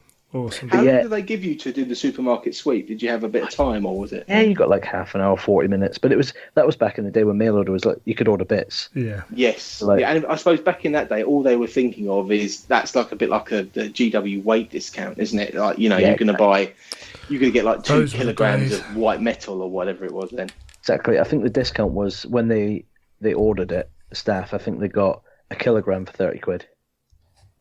They were the good old days. I remember the old metal horrors were £1.20 for 10 because they were spindly and light. But yeah, I think we've probably reached a good time. We've been waffling on for an hour, so I think there's some good stuff in there.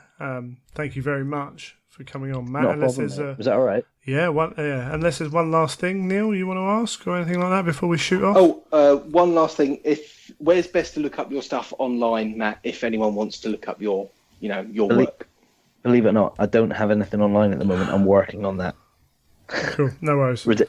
Ridiculous. So if they keep an eye on the Heavier Metal Facebook page, that'll be the best place to see your stuff as and when it comes out. I'll pop some stuff on there. Yeah. Brilliant. Good man. Well, thank you very much for coming on. And no problem, anytime. Maybe in the future we'll grab you back on. Well, you've got my Skype number now, so just absolutely, yeah. Let me know when you need me. Brilliant. Cheers. Thank you very much, guys.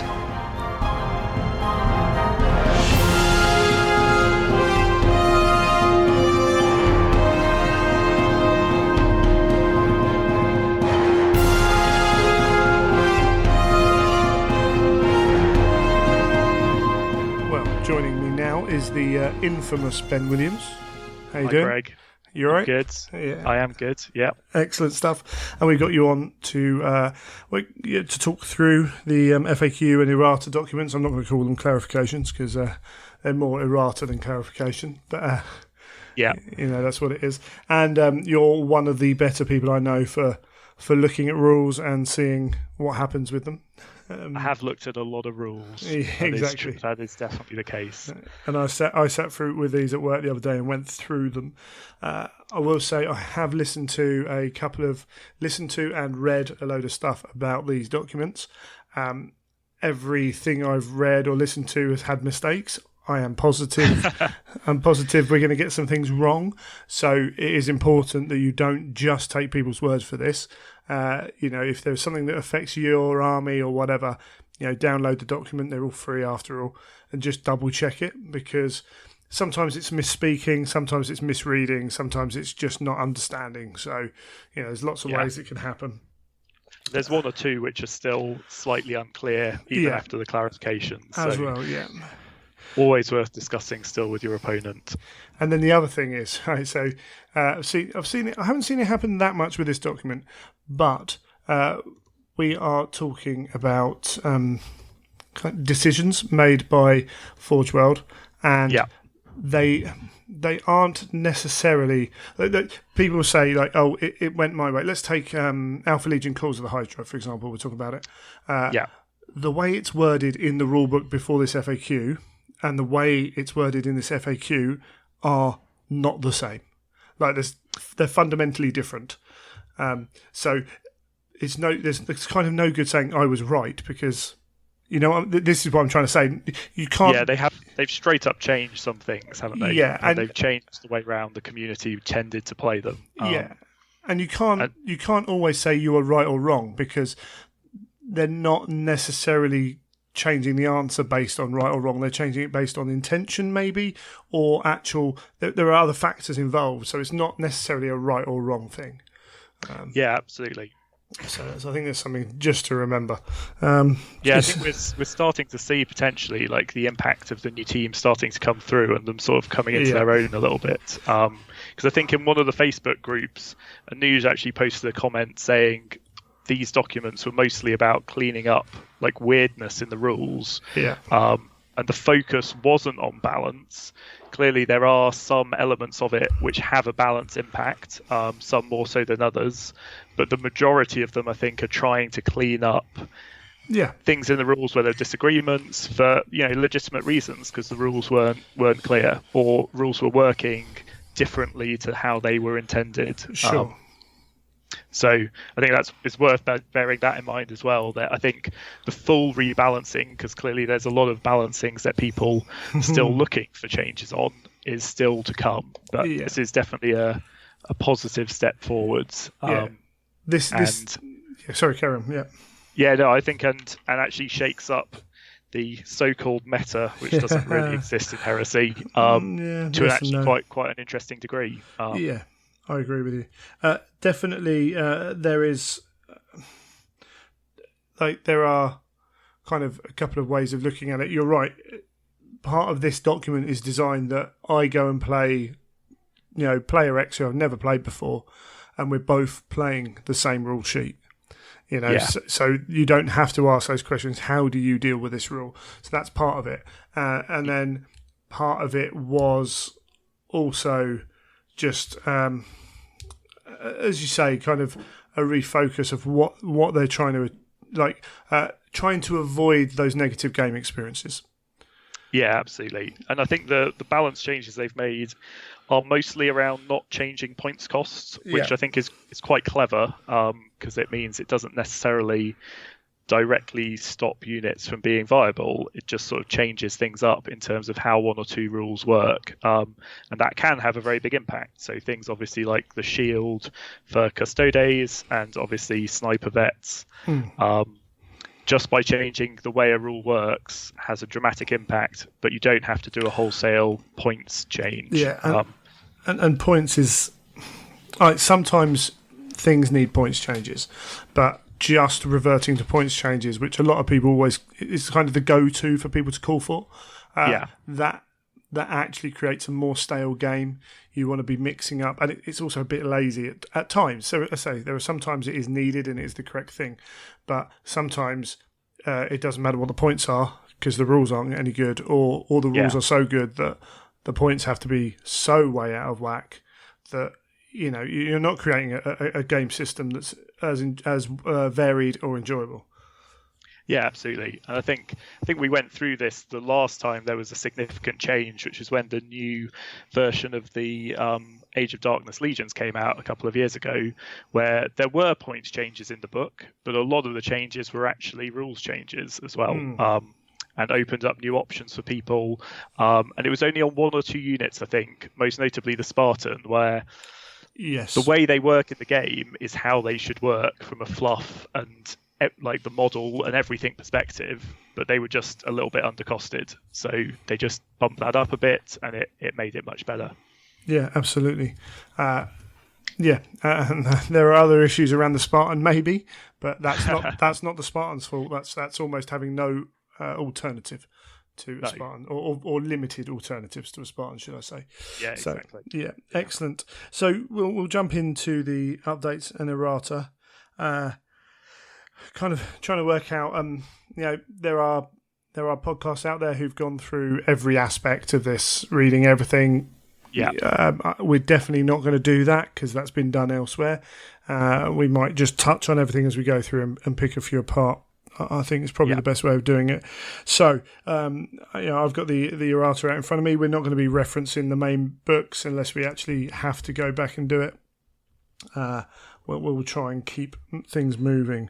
But there are a lot of erratas. So, Perils of the Warp for vehicles only does hull points. Nice and simple. Boom. No sniping on templates. Again, these are just cleaning things up. Removing shell shock from quad mortar frag shells.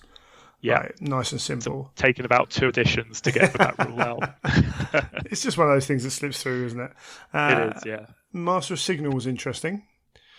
Very interesting for Master of Signals. So we've got you can use your orbital bombardment whilst in a vehicle, having moved, and probably the biggest one actually, you can aim it at a target other than what the rest of the unit is shooting at.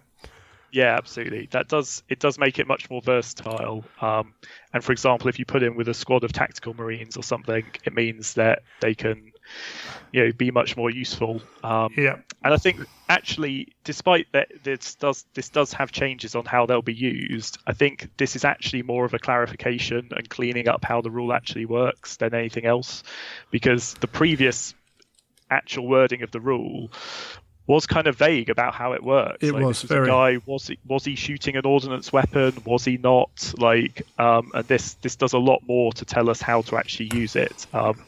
I think the community had come to a sensible way of using it, but especially when we come on to the same thing for the Ordinator as well, the Mechanicum guy. Obviously, again, it's just a clarification. But yeah, it does definitely make them better, which is nice. They've also, of course, been buffed by the augury scanner change because they come with one built in, but we'll perhaps come to that in a little bit. Just off the top of your head, I forgot to check this one out. Has the Damocles Command Rhino got fire points? I don't think it does. Okay, yeah, because I think you're not the only one to have mentioned that. So if you are planning on chucking him in a cheap vehicle to keep him alive, just be aware that you still need a fire point to be able to shoot it, use his ability out of a vehicle. But Master of Signals, we saw a few of them. I think this might help a few more be seen.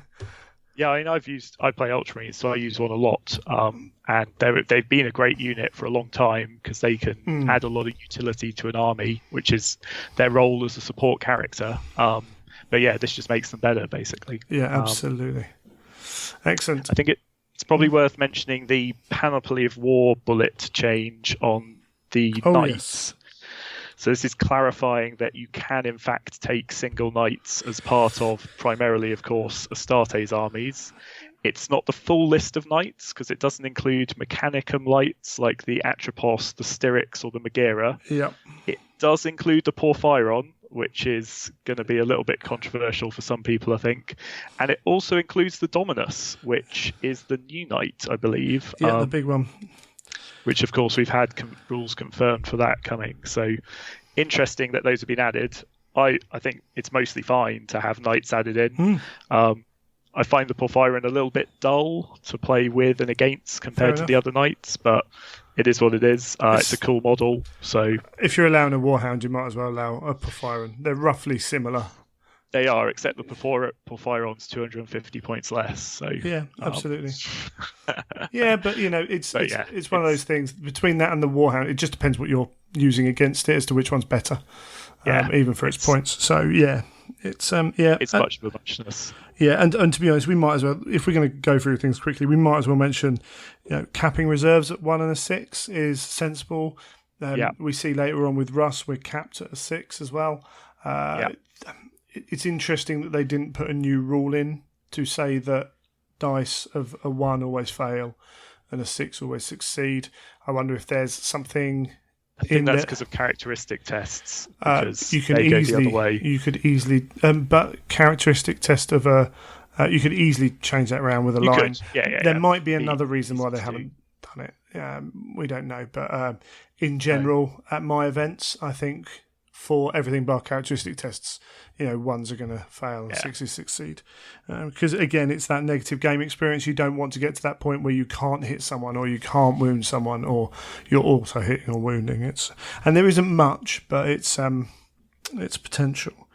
Absolutely. Preferred enemy, you can use that on just as long as one of the enemies got it in their unit. Yeah. Again, nice, simple That's change. Just a clarification, I think, more than anything else. And the grav weapons have been brought in from the open day. Basically, the whole of that open day document's been pulled in. Yeah. Which, again, we were waiting for that. That's good to see. But yeah, so it is...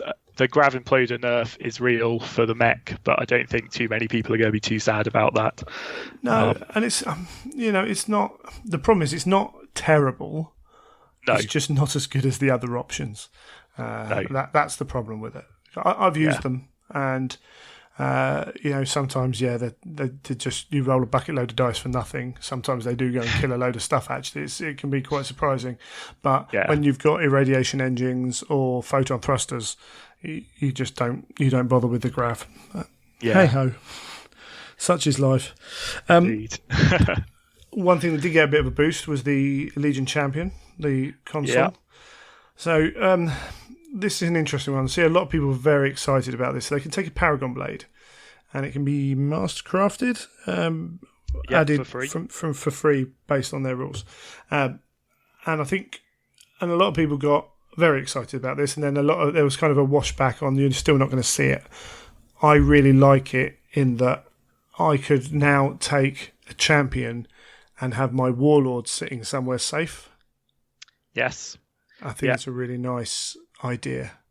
It opens things up as well for things like taking a herald as your warlord who unlocks the Master of the Legion and the Rite of War, and then you have the Legion Champion as the compulsory HQ choice because heralds are the support officers. So that's very interesting. I think it's mostly really good for smaller games or narrative games or Zone Mortalis or campaign games where, for whatever reason, you might not want to take a Praetor.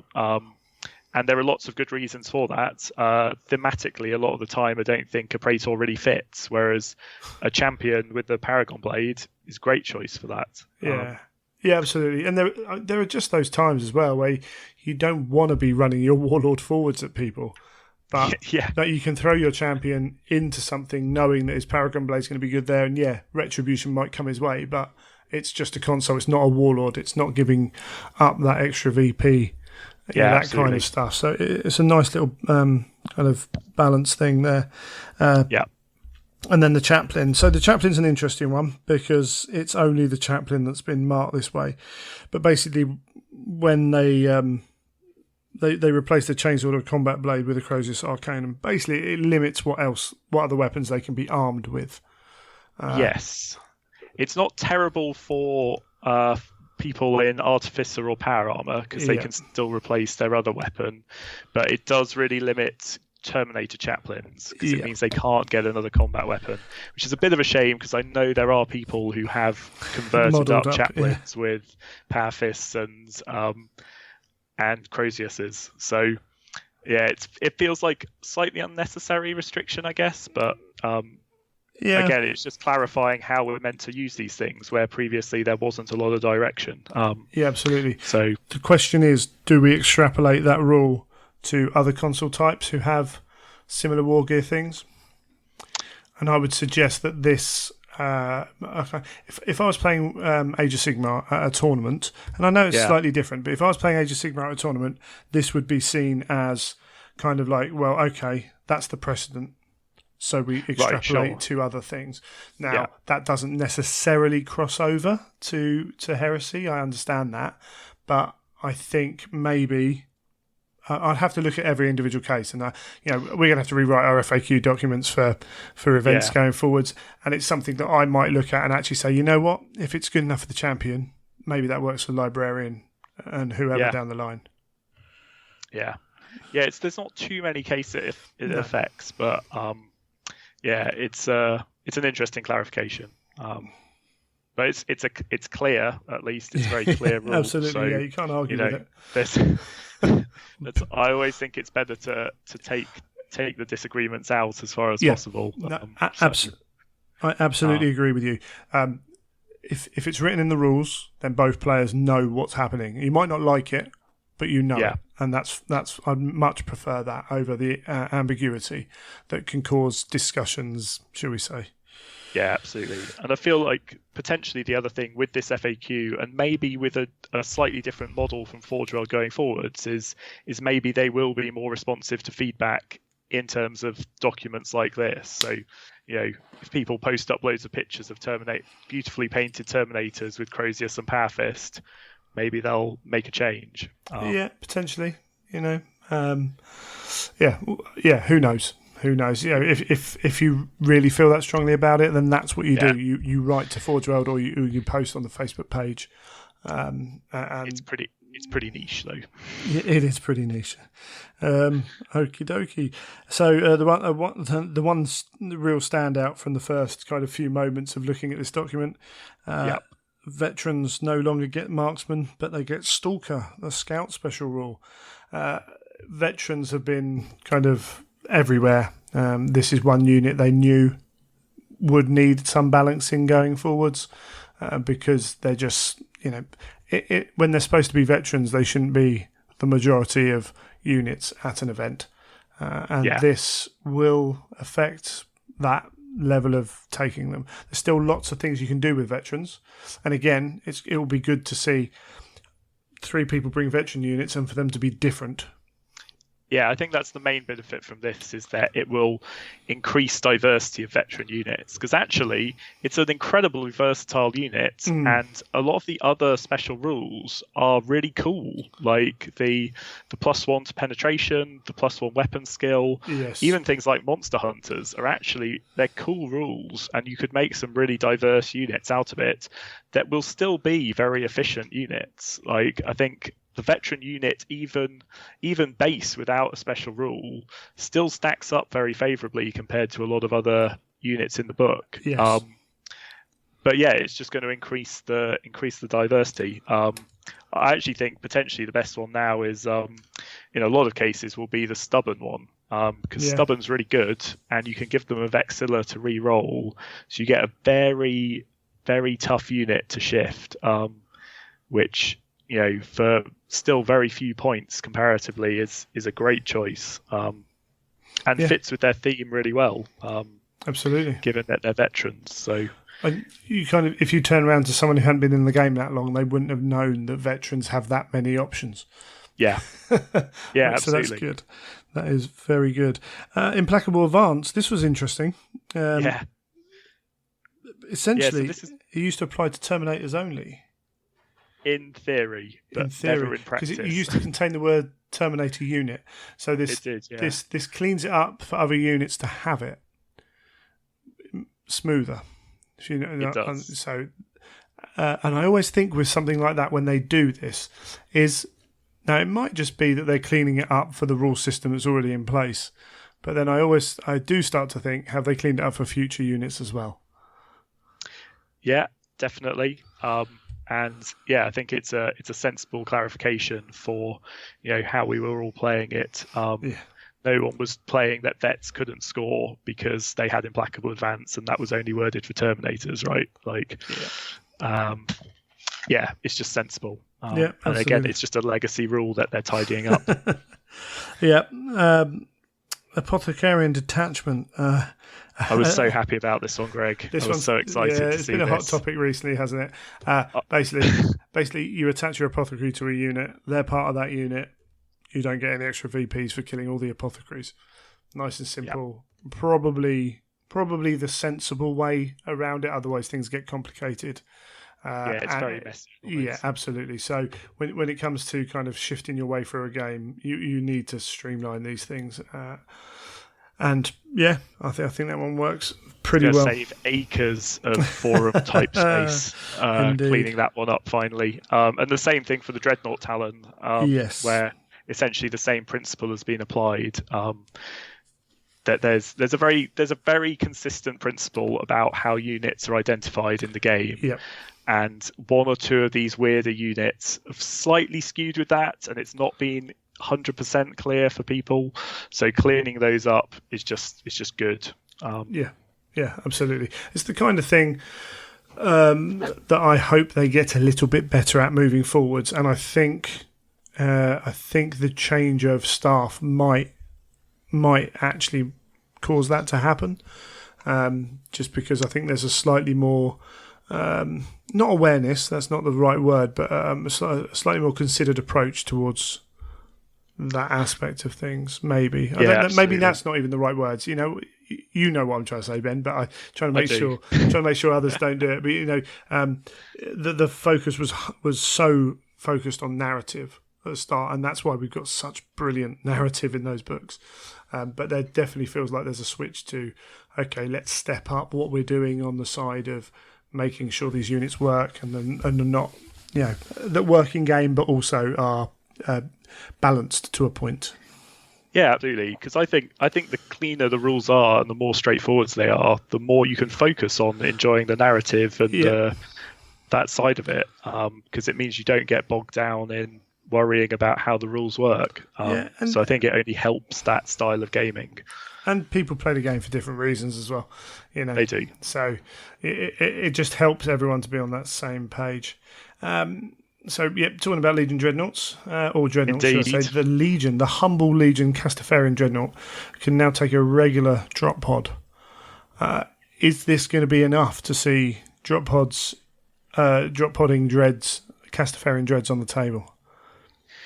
It's an interesting one. This is a reversal actually to how it used to be a long time ago, when drop pod assault dreadnoughts could take basic drop pods.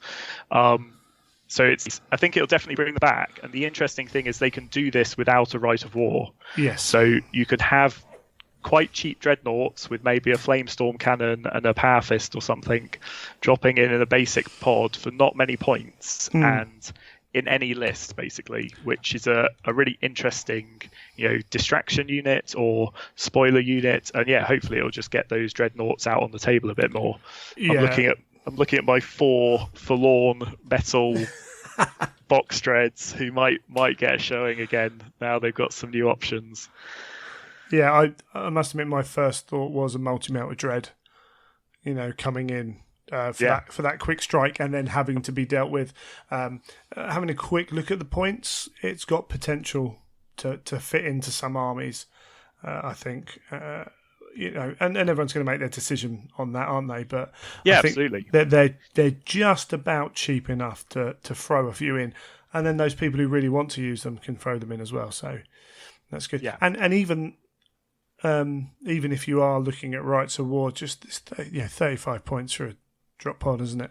It's a hell of a difference from the Dreadnought drop pod. Yeah, you're not getting the extra rules with it, but you're not worried about it because these things are coming down. Legion drop pods, Legion Dreadnoughts don't last a huge amount of time generally on a heresy table, but they don't. That going in. Yeah, absolutely. And they are pretty cheap for what they do, and it's just about opening up options, isn't it? There's so many options in the book, we don't see that often. Absolutely. It's just nice to see the variety, I think. Definitely. Okay, where are we? Legion Seekers. So while the veterans got a hit, the Legion Seekers got a little bit of a bonus in combi weapons dropping to 5 points.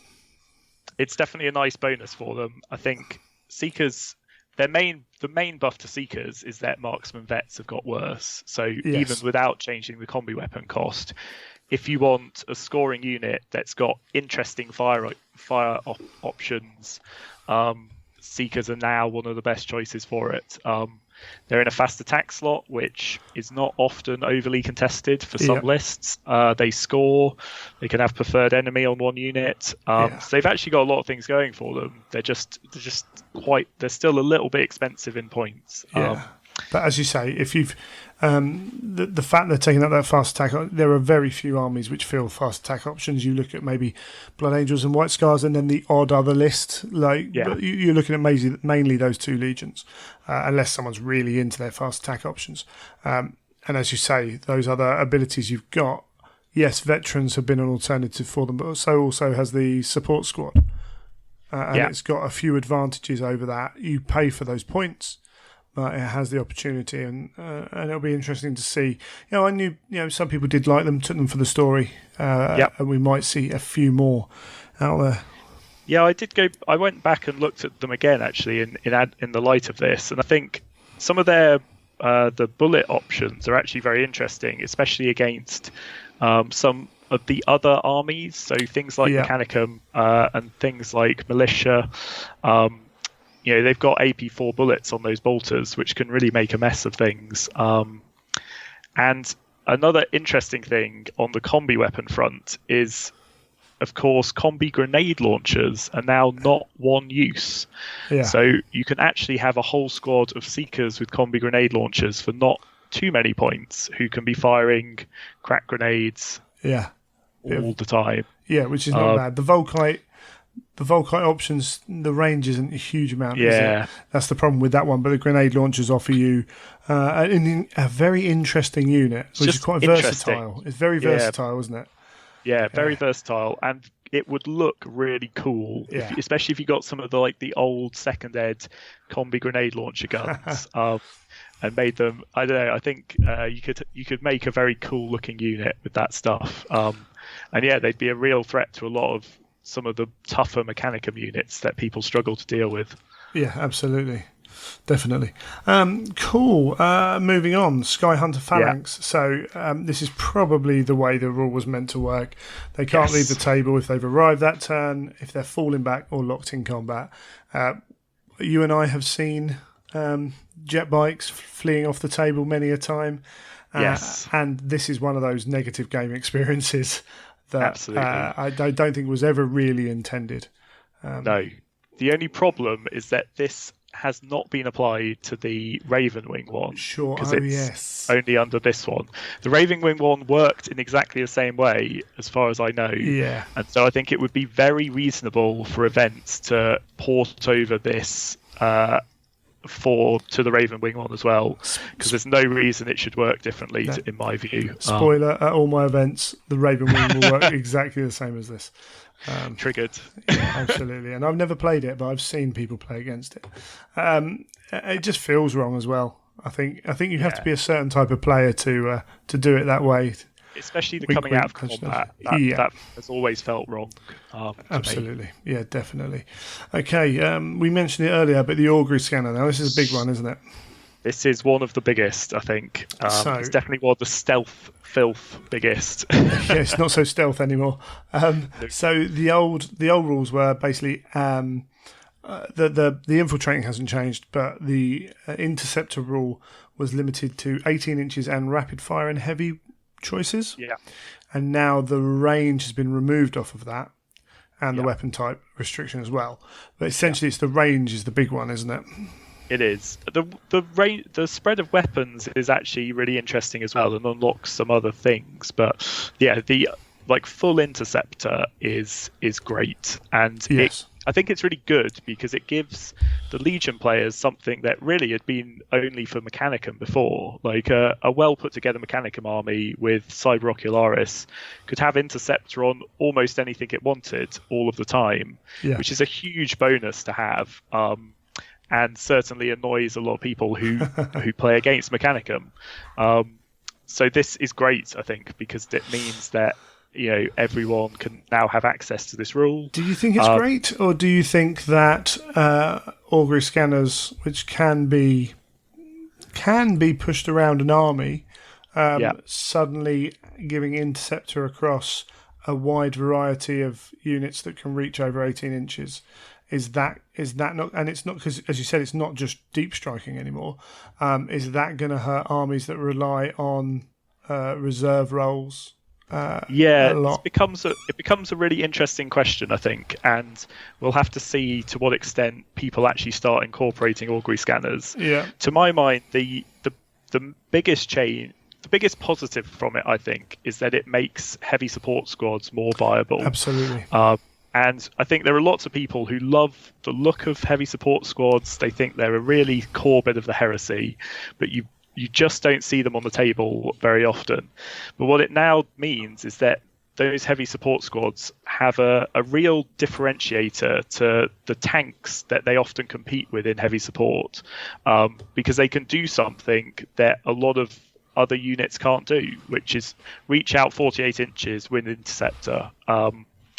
And so if it encourages more heavy support squads to get onto the battlefield, I think it's probably a positive. Yeah. I mean, there's a reason people buy Derrideo dreadnoughts. Yeah. And a heavy support option being able to do that. There are very few armies which chose them independently. Yes. So that's cool. The worry is the worry is you get two of those units with Master of Signals attached with augury scanners, and that person at an event, or no army that has to reserve stuff wants to play it. Yeah. So but as you say, we'll see. No, and that's definitely the case. I think reserve armies, with the advent of the termite and the changes we'll come on to certain drop pods, have not necessarily come off badly from this change. So it's going to shift things, I think, more than anything else. And people will have to think about it again when it comes to their armies. Yeah. I do also think that it's something I might look out for when people apply supply lists. And if you've got 3 heavy support choices in your army, las cannons, and you've got 3 masters of signals or whatever with augury scanners that I dated in, I can see what you're trying to do there. And you know what? That might not be the army list we want at the event. Additionally, though, the other thought I had with that was, well, if people are going to be doing that, then you want to be playing scenarios where they're going to move across the table. Well, exactly. I mean, I think heavy support squads get a big buff from this, but they are still very expensive units. Like, if you want to load up on las cannons, you're still spending a lot of points on marines who can be killed by any manner of things. So I think it makes them much more interesting, but it's definitely not going to make heavy support squads massively overpowered, I don't think. I mean, we'll see. Well, the proof's in the pudding. We need to see some games played, but having loads of interceptor doesn't necessarily break the mechanicum. I mean, it can do against certain lists, but it's a nice buff to have. But yeah, we'll have to see how it plays out. Absolutely. Combat shields and boarding shields. That 90% of this is just cleaning it up. Nice clarification that you need the majority in a unit to get the bonus if you're charging against boarding shields. Yeah, sensible. I think this is another one where there are lots of nicely converted characters with shields to give that buff out, who now have less reason to carry their shield around. Yeah, I don't really feel bad for them, because when you're trying to do that one man to give 20, 15 or 20 men a bonus, then that's it did always feel a bit wrong. That's probably not the way they intended it. Crimea River. Indeed. So, all good. Narthicarium. So you need the Legion's Astarte special rule. Basically, essentially, Primarchs aren't getting feel no pain from... No. Unless you're a Space Wolf and you're using healing balms or whatever they're called in 30k. Again, I think, to be honest, you can extrapolate that they don't work either. You can. I mean, you could say that Russ needs the buff. But... I mean, we'll get onto that later. So yeah, that was the base stuff, and we go into the Legion specific stuff now. I don't think I've missed anything. I'm going through on the notes I wrote. That's all the main things. All good. Yeah. So Perturabo. Yes. So the big one for Perturabo is, so for those who don't know, he could, basically his whole army could deep strike turn 1, kill everything, run away, blah, blah, blah. He can choose one unit to come down, including the first. So, it used to be that you could choose everything the turn it came down and choose the first, but now it's limited to one unit, which is sensible, because again, having seen that, it's although you might not want to do that against 3 heavy support options with augury scanners. Well, indeed. It balances the game out for more balanced armies. It does. I've seen it done in a cool way 1 or 2 times with Perturabo bringing reserves in from the first turn. My guess is that this has been done after, I think it was at Adepticon last year maybe, there was that it's basically an all-flyer army with Perturabo, because you usually can't do that because you'll lose on the first turn. But with him, you come in on the first turn, so you can essentially have an all-flyer Perturabo army, which is lame. Yeah, to be blunt. Yeah. Ben Greaves took a pretty tough Iron Warriors army to Warhammer World before as well, with most of it coming in turn 1 and just laying serious amounts of firepower down. It's just that thing that you can't do much about it. You can set up well, but even then that only does so much. Yeah. So yeah, that's a good change. And then we'll combine Perturabo and Dawn's ride. So the Tormentor and the Aetos Dios have got their own profiles. So there's no more, can they have this, can they have that? They've got their own profile. That profile says what they can and can't do. And they've also limited to game sizes of 3,001 points or more. So, yeah, you can't take them in 3,000 point games or less. Again, you're playing at home. If your mate wants to play you play it, don't you? It's not an issue. Yeah. The interesting...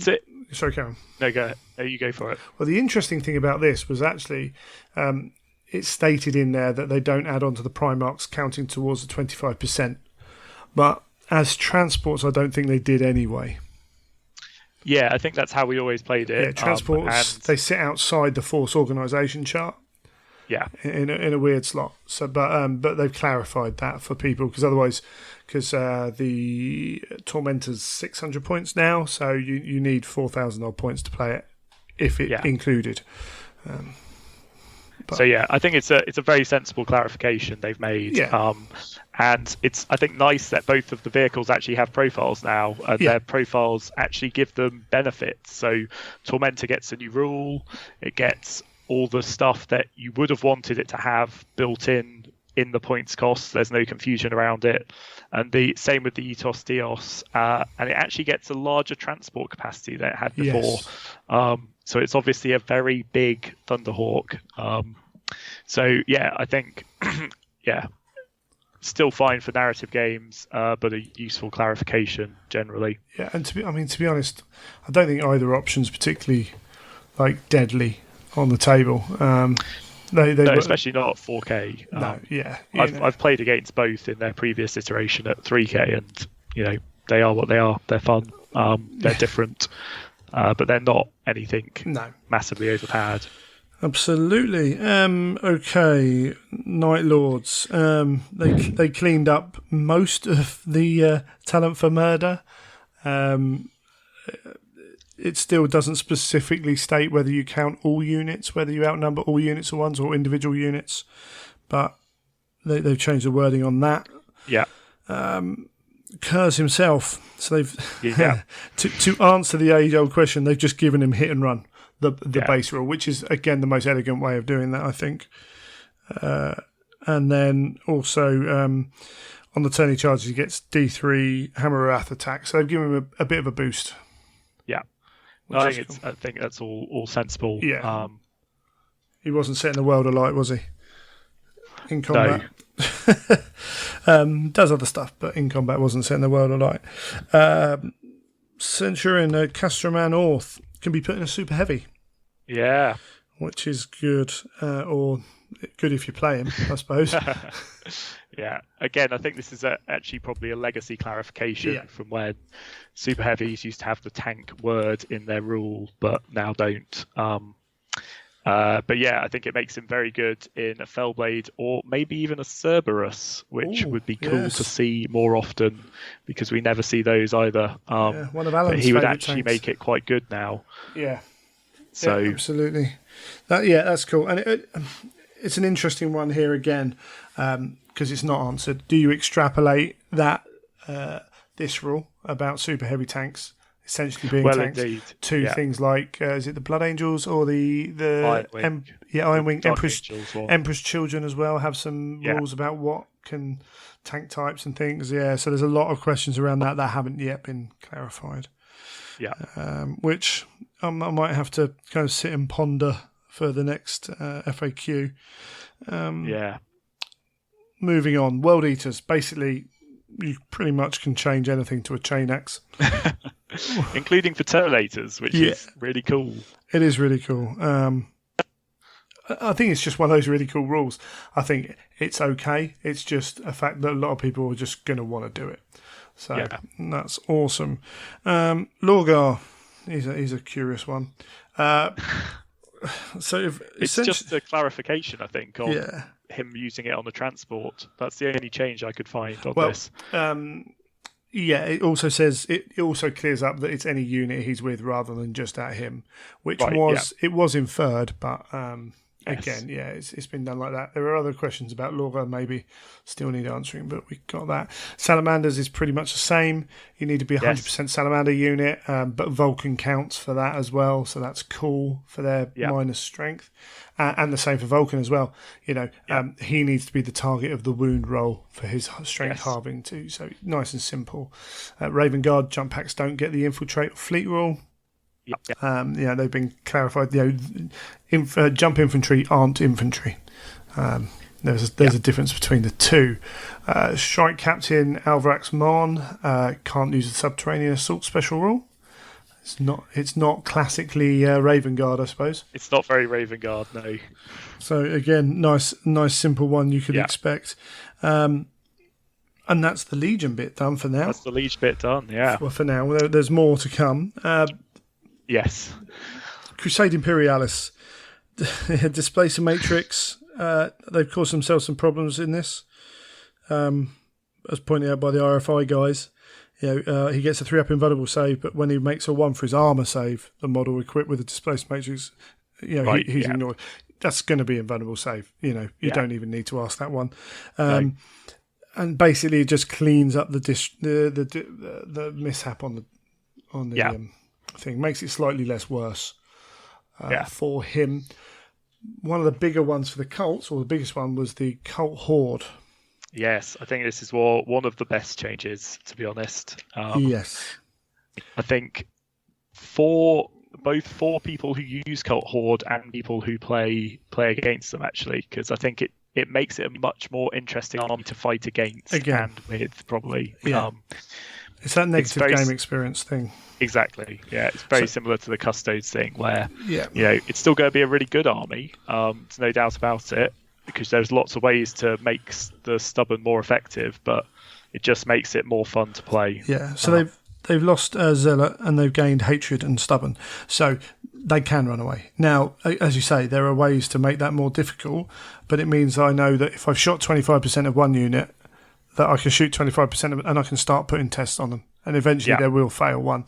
And whether failing one is a major hindrance to them or not, it's still going to have some effect going forwards. So yeah, absolutely. And it means you, in order to make them not run away all the time, you need to invest a few more points in them. Absolutely, which is points that you're not spending on more Cult Horde. Yeah. So or tanks. Or tanks is usually the case. Yeah, absolutely. Yeah. Or a warhound. Everything else you need around them that makes it super awful to play against. Yeah.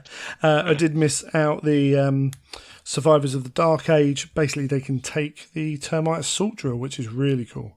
That is really cool. Is a massive buff to anyone doing a squat theme, I think. Yeah, absolutely. Squats in Termite seems like something that should happen. Yeah, definitely. And it's just cool. Yeah, it is super cool. So if you want that, theme for your militia army, you can have sappers almost, can't you? Yeah, and things it like that. harks back a lot to some of the Krieg stuff with the engineers and the Hades drills and stuff, which is just really cool. And I think given the changes we've seen to augury scanners, for example, I don't think people need to be overly worried about seeing lots of termites on the board. Like there are now lots of ways to deal with militia coming out of a termite that you don't need to be too concerned about it, I don't think. Yeah, and again, from the flip side, like the majority of people that I have seen purchasing termites haven't done it for their rules. They've done it because they're termites. For every one that buys it for their rules, there's like 5, 6, 7 who buy it for the model. And that's fine. That's cool. You buy it for the rules. The rules are cool as well. But and there's stuff you can do again. It's like, at some level you have to play the game as well. So there is stuff you can do. Okay, awesome. Moving on to the Mechanicum. So the Ordinator. So this is the Archmagos Prime, one of his abilities, the one I always take because I love it. It's been majorly cleared up. So it's now a barrage weapon, so he's not firing it from his own head and you're not getting cover saves from it, which was the most ridiculous thing in the world. But it's also got the Armor Bane rule on the weapon itself to avoid any questions about whether any confusion, whether he's firing it or not. Essentially, he does fire it, but they've cleared that up and put Armor Bane on it. which is a beautiful, beautiful thing. And essentially now it's exactly the same, except for the armor bane. It's exactly the same as the other one, the Master of Signals. It can be used the same way, which is good because it means you can put an Archmagus Prime on foot and have him in a tank, and just as long as he's got a fire point, you can use it. Yeah, I don't think any Mechanicum tanks I was just trying to think actually. Only if you put him in a Stormlord, the one with the Mega Bolter, you could do it off the back of that. But I mean, if your Archmagus Prime is hiding in there, he's fixing it. He's fixing it. He's fixing it up and driving it. He's doing everything. Just put him on a Bayon, and he's tough enough. And just to clear up again, Magus Dominus can't join flying units, which is sensible. It is. It made me quite sad to read that they felt they had to include that, because it makes me think someone has tried to attach Archmagos Dominus to Voltarax. We know they have. Come on. We know it was Scoria as well. Yeah, absolutely. Brilliant. Okay, Book 4 Conquest. Even more clarification that Relics of Dark Age aren't for normal games. Yeah. Do what you want if you and your mates agree, but they're not part of the normal army construction. So they are a whole separate thing entirely. Retribution, Black Shields, they're distrusted allies whenever they're used. Again, that makes sense. It does. It does actually contradict slightly, potentially, with the rule on the previous page of the book. Right. So it's an interesting one, this. I think this is, because it's under a note on allegiances, I think this is mostly relating to things like campaigns and stuff, where if you've got a Black Shield army in it, you should consider them to be distrusted by both sides, basically. Right. Whereas the rule on the previous page is, I think, more about how you use allies with, like, how you construct the Black Shield army, basically. Okay. What it says is that basically you basically can't ally with other Legion Astartes. It's called outcasts, and you can't ally with other Legion Astartes. It's like by the Emperor's command. Sure. But it says when taken alongside other forces like Mechanicum or Militia, you're counted as fellow warriors, because and it says representing other outcast members of these factions caught up in the fires of civil war. So this would seem to directly contradict that. I like that, because why can't you have Space Marines on a planet who've turned with their militia allies? Or Mechanicum allies, that I like that. I will look into that, and I can see myself utilising that as the rule, because that does make sense. It's more for, like, let's say an event or something where you've got a loyalist side and a traitor side. The Black Shield forces, this new rule is basically saying they're always distrusted by either side, even if they declare for one of those sides. So, I guess if you had a team game or something, then the Black Shields would always be distrusted, even if they said they were loyalist. Okay, that's definitely one for me to look at, probably. Yeah. And play on with. But I'm leaning towards that way based off of what you've said. Again, it's quite a niche situation. Yes, absolutely, yeah. Excellent. Scoria. So I did have a gentleman message me about Scoria, because they believe Scoria is now not worth the points. Personally, I think, was it 275? It's plus 40 for his special abeyance. 40 so it's for his basically special 315. Okay, 315. That's still not bad, in my opinion. This guy still does most of the jobs he was set out to do. Essentially, what's happened is he has to wound with his weapon, and the additional wounds are caused to the target that was hit. They're limited to the target that was hit, which again is sensible. It means he's not going to ruin units by himself as quickly, shall we say. But he's still going to cause problems to tougher things like Primarchs, although he will have to wound. He's still quite a strong boy. So strength 7 with the weapon. So threes, but a lot. It's still a dice roll you've got to make. But that's sensible. Scoria was schooling most Primarchs, and I don't think the game system wants Primarchs to be worried about something in that manner. Doesn't feel right. No, I think I especially with what they've said about the Demon book coming where they're going to be like Primarch level demons. Yes. I don't necessarily have a problem with there being Primarch level Archmagi, because some of them in the fluff are very, very powerful. I just think they should be a commensurate amount of points for that. Yes. If Scoria was 4-1-5, people would still definitely take him because he's amazing and buffs the army and basically does the job of a Primarch. But there are very few Primarchs who are under 400 points who are any good. And you look at Russ, who is a combat monster, and Scoria as a combat beast. In that same kind of thing. And Russ does a slightly different job, don't get me wrong. But Russ' buffing of his army is limited. And you're paying a chunk of points over the top of what you're paying for Scoria. So, he's bringing something to the game, whether he's in combat killing stuff or not. And what he can do is kill stuff quite quickly. So I think he's well worth it. Personally, definitely. But everyone's. I think it's a sensible change because it clarifies how the weapon works.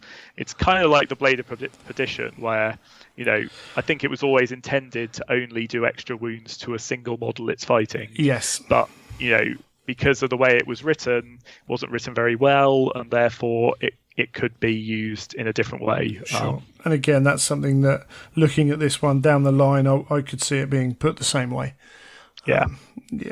Excellent. Inferno's got its own little section by itself. It does. Naturally, and that's fair enough. Siren Dreadnoughts are elite. Yes. They have... I've jumped the first one, haven't I? But they've got... They take them in a Talon, but they've all got to be upgraded. And they have... that's that for them, isn't it?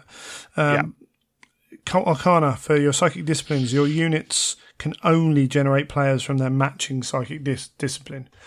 I pretty much like that. That's how it is in the novels. That makes sense. Now, it does. I don't think it hurts them too much, especially bearing in mind what's happened later on. They have lost the 3+ to cast, though. Yes, they have, which is a big hit. But to be fair, When you see Thousand Suns, I don't always see Magnus. I don't always see a Siren Dreadnoughts. I don't always see the Caslax. But you do a lot of the time, almost always see Sekhmet. Yeah. They are just value for what they do. And I still think they're good value. And we might as well say that they've got Implacable Advance. They can choose their powers from any available discipline now. So you have much more scope with them, and there are some psychic powers obviously that are going to be better than others. Iron Arm and things like that are very good abilities to have on Sekhmet. But bearing in mind they're on that 4+ invulnerable. The same. I had. When I played up at Company of Legends, we had Magnus casting things like that on them anyway. So I was still dealing with that unit as it was, but with a 3-up. And you know what? You fire crap weapons at it. You fire bolt guns at it till they roll ones, and they roll ones. Or you fire AP2 weapons at it and see how many 3-ups they can make. Because we're almost all of us have played or play Marines. Right? There are just times when you do not pass 3-up saves. And now they're down to 4-up. So there is potential for it to add a lot to an army, but again, most of us talk and podcasts who do talk about it don't always follow it through. But we're talking about the heresy. We're not talking about Throne of Skulls 40k. Exactly. So if you're coming and you're looking to break Sekhmet, then me as an event organizer will be screwing you over at some point. If you come and you bring a nice selection of Sekhmet and some other stuff and nothing looks over the top, then crack on. And I think it's good to have more diversity in the Thousand Suns list, because I actually think the vast majority of it, apart from Magnus, is actually really cool and interesting. And I think actually, in some ways, putting them to 4+ to cast, while it is a bit of a hit, actually probably makes them more interesting to play against, because they will fail those big powers sometimes, and then that opens the game up to be much more interesting. And bearing in mind the amount of dice you can generate as well. Yeah. You know, the fact that if you need two warp charges to cast something, you know, rolling 3 dice at it. If it's the spell you definitely want off, you roll 4 dice at it, but you can still roll 3 dice at it, and you're going to get that off a lot of the time. Yeah. Well, actually, right, okay, let's absorb some more of that dice. Actually weakens the psychic phase a little bit as well. And speeds it up. So never a bad thing. There are those knock-on things. Again, you know, it could be that people go and destroy everyone with it. But I don't actually see that happening personally. I could be wrong, but yeah, no, I think it's in the round. I think it's pretty fine. I think the only thing I'd say on the Thousand Suns thing, which I don't know if this is an intentional change, but under the battle automator, it now says 2 power fists. It used to say power claws, which obviously made no sense because there are no power claws. But each one having 2 power fists is a big buff to that unit. So, you know, I think there's a question of, is that the intention? But how it's written, it definitely appears that way. Yes, interesting one. Yeah. To see if they missed off that the attack's included or whatever, and the strength of it. But interesting. And interesting to see no change to Magnus either. Yes. You know, I think at least put in more of the comments that he's got his eye on Magnus. I think a which clarification. Quite funny, but I think a line in there to say that his buffing, whatever it's called, his ability to boost his psychic powers doesn't work with Nova. I personally don't believe it does anyway. But no, I don't think it does. Yeah, but that's absolutely. But exactly, there's room in there for a discussion, and a line in there to say nay would have solved a lot of people's issues, whether they come up or not. Space Wolves, now they've got a chunk, so they clarified. So unique characters count as can be used for your compulsory HQ. Again, I think most of us saw this coming. It makes sense. They clarified how the HQ thing works. Essentially, you break the Force Org chart when you need to. So once you go past your maximum 2, 3, you can ignore it. Clarification: the Librarian, Chaplain, and Primus Medicae can't be used, and because we got the Priest of Fenris. And interesting one, I didn't think this was going to go this way. This is kind of the opposite of the cause of the Hydra one for me. That basically confirmation that rights of war override the base army construction of your legion, and so if I take armor breakthrough, then I can use predators as compulsory troops choices. I don't need to take Grey Slayers in my army, which is how it was. It's how it worked, but I thought they might have reverted that one. I'm glad they haven't, because again, the restriction of, because you're not with Space Wolves, you're not making the most of their rules if you do that anyway. So I don't feel that it's anything that's going to break someone's game up. And it hurts variety of lists. Yes, doesn't it? Again, absolutely. You know, an armored breakthrough Space Wolves list would look really cool on the table, and you know it would be like other armored breakthrough lists, but taking that choice away from people when Space Wolves definitely had all tank companies is, you know, it doesn't necessarily feel like that adds to the game. No, you're absolutely right. And I want to do a Space Wolves jet bike list now. Be amazing if I ever get the money and the time. Okay, so Furious Assault has been changed to Furious Charge. You know, the little things, Panic Test Mirror. Lots of little things. The little things that should have been done. Anyway, Frostblades. Essentially, a Frostblade is a Frost Sword, Frost Axe, or Frost Claw. Can be given to independent characters, and there are some changes here where basically weapon is swapped for blade or vice versa. So you just need to read those. It's basically to clarify that the Huskull and Great Slayers can't take a greater Frostblade, absolutely, which would have been too much, probably. Fun for Space Wolves. I'm a loyalist, so Space Wolves can have whatever they want as far as I'm concerned. Absolutely. Warriors Metal, again, clarification, you can run, you can shoot or run and charge. So you can do one or the other only. Yeah. And Priest of Fenris getting a nice initiative up to 5, in line with everyone else. Russ. Right, so his old rule of -1 in base contact for the first round and -2 for the second round has now disappeared. It is now a flat -1 to hit him in assault if you're in base contact with him to a maximum of 6. Yeah. So again, we see that coming in. This is good. It makes some Primarchs have a chance to kill him. I don't think it changes a huge amount. No. I think it's nice. It's a very sensible clarification, and it's about negative play experiences. Absolutely, yeah, nice and good, and he's still going to do his job at the end of the day. Sisters of Silence, basically, you're not going to be putting any Custodes in it. Acquisitor. Great and clarification. Again, that's not the way the model's supposed to work. Secretary Axiarch is now an independent character. Again, generally it's allowed. A good clarification because he basically didn't work before. Yeah. I actually think it's. I wouldn't have changed the rule this way, to be honest, and I am a player of Secutarii. I would have changed it to be some special rule that he could only attach to Secutarii units. That would be because cool. Actually, he can be a real utility character, and being able to attach him to other things across the Mechanicum list actually opens up a whole can of worms that I'm just not sure they really intended with this. Sure. So I think, potentially for events and stuff, it would be worth still restricting him to being an independent character who can only join Secutarii.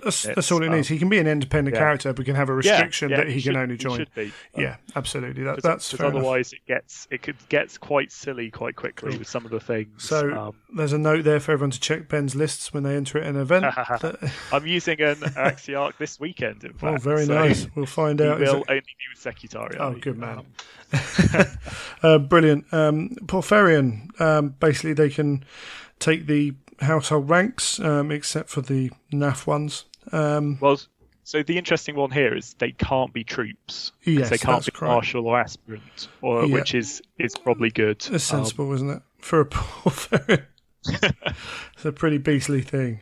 Nice and simple. Voltrax, so an interesting unit, has... What have we lost? We've lost the flare shield, but we've gained an atomantic shielding. I think in general that is a good thing. Although the atomantic shielding's good, don't get me wrong. It is. It means more stuff can wound you. Yeah. Although toughness 6 to 7 isn't too bad. No, because it reduced your strength, didn't it? So yes, it makes a big difference for strength 4 being able to hurt you. Yeah. And then cleared up with linked neural nodes that even if you've got 3, only one of them can vector strike, and if a unit is grounded, all the models suffer the 9 hit and are grounded. So you're not having units split between flying and skimming. Which it makes it very risky to take them in squadrons, which limits the overall number you are likely to see on the board. I mean, obviously 3 is still a lot to come up against in many games, but there's definitely ways to play around Voltrax, which I think people have started to learn at least. So they are still very good, but they are. You can definitely do things about them. Yeah, absolutely. I need to buy a couple myself, actually. Well, it's just that, I mean, we can get into that later, but the ability to get haywire across the board is very useful. Brilliant. Okay. There we go. Should we take a quick break here, and then we'll come back and look at the other little bits and pieces? Sounds good.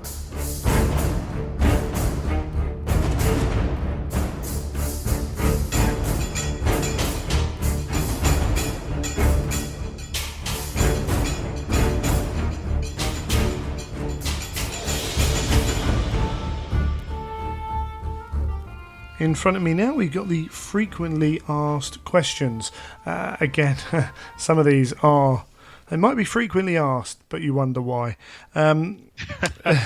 So first off, we're going to use the entry in the latest relevant rulebook or army list. It takes priority. So there are some occasions where the question, and there was a possibility that actually X Legion might have a different variant of whatever tank or whatever it is. But this is just like, no, if they're called the same thing, then go to the newest version, which is sensible. It's sensible, because that way, otherwise rules get really wonky off that. Lords of War, the two armies that came out before the Age of Darkness book that referenced the old books, the Crusade Imperious Army List and the Mechanicum Tagmata, use the Lords of War choices from the Age of Darkness book, which is just the same as the rule above, really. But that's good. And then we mentioned combi Volkite chargers and combi grenade launchers aren't one use, which, as you said, would be interesting to see some people bring in some of those. Well, I think certainly Dark Angels like that a lot. Yeah. But I think there's probably some other niche use cases for these. And it's it's not a big deal one way or the other. It's just kind of cool, especially for grenade launchers, I think. Yeah, absolutely. Plasma grenades are assault grenades. Nice and simple. Warlord traits. So this is the one we talked about with Coils of the Hydra. Basically, you can use a Warlord trait and or another special rule similar to qualify units for Rights of War or Army Selection. This was... and I know Anuj played his Alpha Legion this way, so I wasn't surprised in that respect. Sort of surprised by the way they worded it, but then I don't think there's a way for them to word it because it does break the actual rules. I don't think there's a way for them to word it so it works across a whole. I don't think there was an errata they could have brought out. No, I think it's pretty clear from what they've put out here, and I'm okay with it, especially with regards to the Coils of the Hydra thing, because it basically says as the Alpha Legion player, if let's say you're going to an event, you are locking yourself into infiltrate for that entire event as a mutable tactic. And one of the great benefits of mutable tactics is you can change it like game to game. So it's not a problem at all. It's neither here nor there, really. I went to events where my events we kind of went by the letter of the law. I've been to events where they haven't, and whatever, it's fine. It just interested me, kind of almost just on a kind of nosy level, that it wasn't errated, it was FAQ'd. I wonder if it's a really awkward one because it particularly Coils of the Hydra. I don't know that there are many others that are affected by it. But I'm trying to think of other cases that be affected, but there's really not that many. No, but there we go. That's cool. Is it possible to field multiple HQs that with a provision that they must be the army's warlord? So this is interesting in that they've said basically you can only do that if one of them is a Primarch. But I suppose actually thinking about it, Valdor's got it written into his individual entry that he is the warlord unless the Emperor's on the field. Yes. So actually, the ones that I was thinking that are a little bit askew have probably got them written in their own sheet. Yeah, I think there's one or two traitor legions who have, I think, like two characters probably who both have jealous command or whatever it is. So it's basically saying you can't have both of those guys in the same army, which makes sense, right? Like absolutely, and it's future-proofing it if they put any more in as well. Absolutely, which is absolutely sensible. Can I upgrade special or unique characters with weapons or war gear from the weapons armory? No. So Autek Moore here with the Cyber Familiar, which was a classic that people tried. It was a classic. Is it Raven Guard with the cloaks? Yeah. Is that one of them? Yeah, so there's a few little bits. And this means daggers as well, doesn't it, for Alpha Legion if they haven't already got them. So they're very situational, but good to see. Very sensible clean up. Yeah, absolutely. At the end of the day, essentially what this says is when a character is chosen, like what is written on their datasheet is, or whatever you want to call it, their unit entry, that is what that character is. So that's cool. What is standard Terminator armor? Basically, it's one of the 3 patterns we know, and whichever one is modelled. So the important where this is important, the only thing I can really think of off the top of my head is basically Imperial Fists can now purchase their shields for all their types of armor. Yeah, that's the main one. That's been the main contention for a while. Basically, can Tartarus buy a Storm Shield for 15 points alongside Indominus pattern? Yeah. Which, it's now cleared up, and I think is fine. Again, Imperial Fist Terminators with Storm Shields and Stone Gauntlet are really good, and they have been before, and they will continue to be. So it's not like the rest of the army is super shining anyway. So they're a solid list. But it also tidies it up for, again, any future issues they have. It just makes it clean that when they write standard Terminator armor, you can choose which of the 3 it is. I think it matters a little bit for some of the special Terminator units who are just referred to as Terminator armor. And obviously, where they have models that is clearly one pattern or another, that's what's usually used. So there might be 1 or 2 niche cases with regard to this, but I couldn't think of many that were impacted badly. Yeah, absolutely. Staying with Terminator armor, Primarchs are considered to wear a unique type of armor when any references to Terminator armor or Artificer armor are purely for descriptive purposes. So you can't put them in Cestus because it specifically mentions, which is a bit of a shame in my opinion. A little bit, but this is not. They don't really fit. Like model wise. True. But then weird, if we start down that track, people buying old school Rhinos are going to have 2 Marines in them. Where it fits possibly more is just trying to think now. I had it in my head. I went and checked this, and I think previously only Horus and Perturabo had listed in their armor description that it was a type of Terminator armor. Sure. And both of them have deep strike anyway. Sure. So that was the only other thing I could think that it would impact, where basically if you take Orbital Assault, Terminators get deep strike. Would that take it away from any Terminator armored Primarch? I don't think it does, because I think they already have deep strike in their rules anyway. Okay, that's fair enough. But you never know. Some rules might come out which specifically affect Terminator or Artificer armor. Yeah. So it safeguards against that as well. It's future proofing, isn't it? Yeah, absolutely. That's sensible, and it basically clears it up as well. That's the other thing. It just means that you know. So even if you're having the weirdest silly argument about it, you can actually go, no, it is this. And that's never a bad thing. When I arrive with a Terex pattern assault drill, can you put the large blast marker over another unit?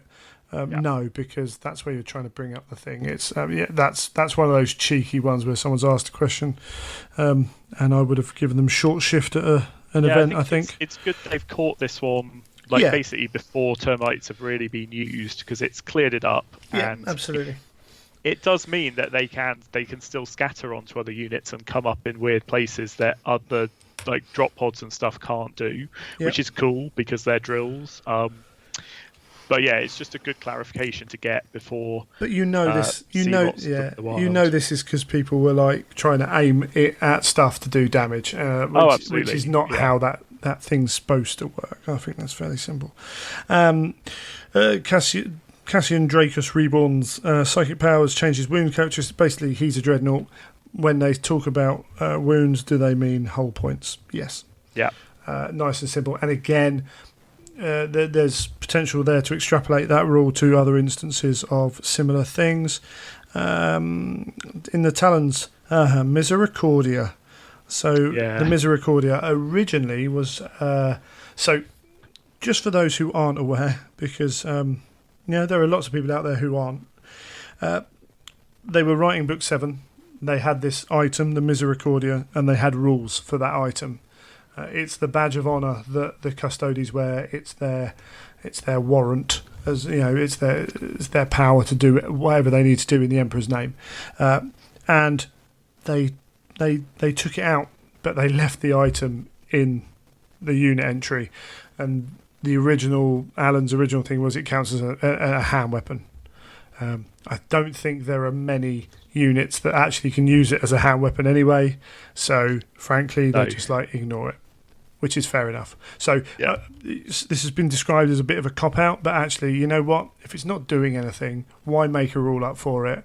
Custodians don't need a rule for it. Just ignore it. It's the simplest way to handle it. Yeah. Yeah, it's a ceremonial weapon, right? Like it's not for fighting with. So I think it's fine. Absolutely. Should we jump into drop pods? Let's do it. So we've got basically what we got with the Legion drop pod, the Dreadnought drop pod, the Anvilus, Deathstorm, Charybdis, all have some unit entries drawn out, so well worth downloading. The big difference across them, impact reactive doors, which essentially replaces the immobile special rule, which completely clears up the question of are dreadnoughts immobile vehicles. Does the immobile rule make them an immobile unit? And now they don't have it, so they are not immobile units. So they are perfectly legitimate for rights of war that don't allow immobile units, which was, I think, it was the way I allowed them. For sure. Yeah. It felt right that way. Essentially, it's the same rule, but with a different title. Yes, except for the doors. The doors is an interesting one here about the full impact of what they want it to achieve. Because opening the doors to the full extent, I'm totally on board with. I think that's cool. I think that the models look better like that. But is the extent of the drop pod now defined by those doors? Because that opens up a whole host of other changes. Can you stand on the doors anymore? Ostensibly, you wouldn't be able to because they're part of a live unit. And a drop pod would have to be put in a place where it could open all of its doors. And not be within 1 inch of absolutely. And therein gives you your answer, I believe. Talk about negative play experiences, the things you could do with Legion with drop pods if you were trying to block the board up, let alone worry about getting your extra 6 inches move out of them. That's almost an irrelevance compared to the power of controlling the board. But also, when you're measuring from your Land Raider, you don't open the front or your Spartan. You don't open the front doors up to get an extra 1/4 of an inch. From that point, do you? You measure from the hull. You don't measure. You don't swing a las cannon round to point. Right. I think it's fairly, well, not fairly obvious, but I think it's clear in the way that works best for the game. Should we say? So you're saying you don't ignore think the doors count? No, I think as soon as you go down that path, you create circumstances which, that three drop pods and some terrain could mean that an army can't move out of 1/4 of a board. Yeah, absolutely. And that is not. And when I look at rules, generally, and I don't always get this right, I'm not pretending to be perfect by any stretch of the imagination. Ask my fiance. But but what I try and look at is how is this going to affect the game, and not necessarily what's the intent, because I haven't written these. I don't know the people who've written these rules, so I don't understand that. But what are the consequences, and what is going to make a better game experience? And it seems fairly clear to me that the worst game experience of the two is having the doors count as a thing. Yeah. Essentially, being able to walk over them is not good. Yeah, and that to me is more of an issue, as I say, than getting extra range on your unit. But also, not every player, because some people would generally believe that that's the way it is, but I've played enough games where that person goes, oh yeah, the doors count, the equivalent rule, for whatever rule it is, the doors count and I can do this, and you look at them and they almost know they're getting away with something. and that's how I'd feel. Yeah, you know what I mean. And not everyone plays it that way, but there is an element of that. So yeah, certainly for my events, doors won't count. I mean, because it says in here what I think it's very fair. It talks about the doors being blown off, doesn't it? Somewhere. It does. Yeah, it's like if GW could tell you to magnetise your doors and take them off, they might well do it, but they're not going to do that. So yeah, but that's cool. Yeah, no, I think that's a good way of looking at it. Yeah, Legion Dreadnought, a big one with this, and again another good move in my opinion for gameplay, for enjoyment of the game, is you can't hide your dreadnoughts in there anymore. Yes, it cleared up so many messy rule situations. Yes, absolutely. That were they weren't helping anyone. No. Yeah, you're absolutely right. So you don't have to worry about what way they're facing. You don't have to worry about where the hits are coming from. You don't have to worry about any of that rubbish. No. Burning Retros is now been written so it covers the drop pod and the dreadnought as it disembarks. You don't have to worry about whether you can see through units for cover, because they're separate once they're out. So sensible and elegant way of dealing with that. Anvilus. So Anvilus and Charybdis have, I think, quite a big change in that they can now drop in zooming mode. And that's because it doesn't say they can't, isn't it? Yeah. So in the previous iteration of these rules, it specifically called out you had to start in hover mode. Yeah. Now, this is I think a double-edged sword for people using these pods, because if you drop in zooming mode, in the section in the main book where it calls out how you do this, it says you can't evade, which I think means you can't jink. So sure. Basically, you're dropping in, you can only be hit on 6s, but you don't get your cover save, as opposed to you drop in and can be hit on normal BS, but you might get a cover save from jink. So it's a real trade-off, I think, for people. It basically just gives an option to people using these pods about how they want to do it. And of course, the big downside of dropping in zooming mode is if you get blown up, you take a lot of bad hits. Yeah, absolutely.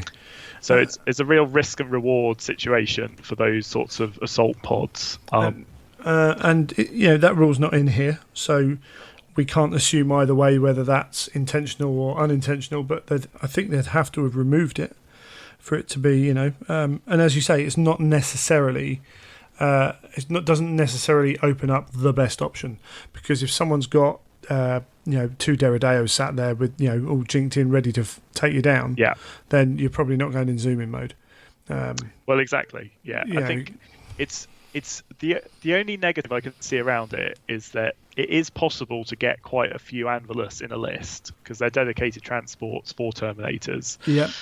In the round, they're not actually that many points for what they can do, and so I think it is possible to create quite an overwhelming amount of dropping in flyers on turn 1 that, if a list isn't prepared for, could lead to a pretty one-sided game. I think you've got to be a brave man to do that with augury scanners.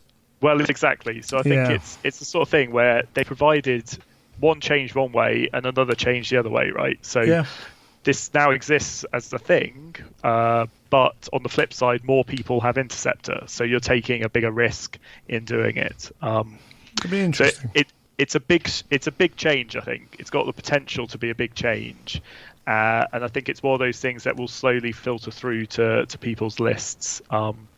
Sure. Yeah, it'll be interesting how it plays out. Kind of like with the veterans thing, I think. Yeah, absolutely. One thing that does stop maybe the Anvilus and the other one being taken is the cost of the model itself. Well, indeed, and they're very hard to put together. Yeah, so. and to carry around once you've got too many. Yeah. But it'd be interesting to see if people do have a little play with that.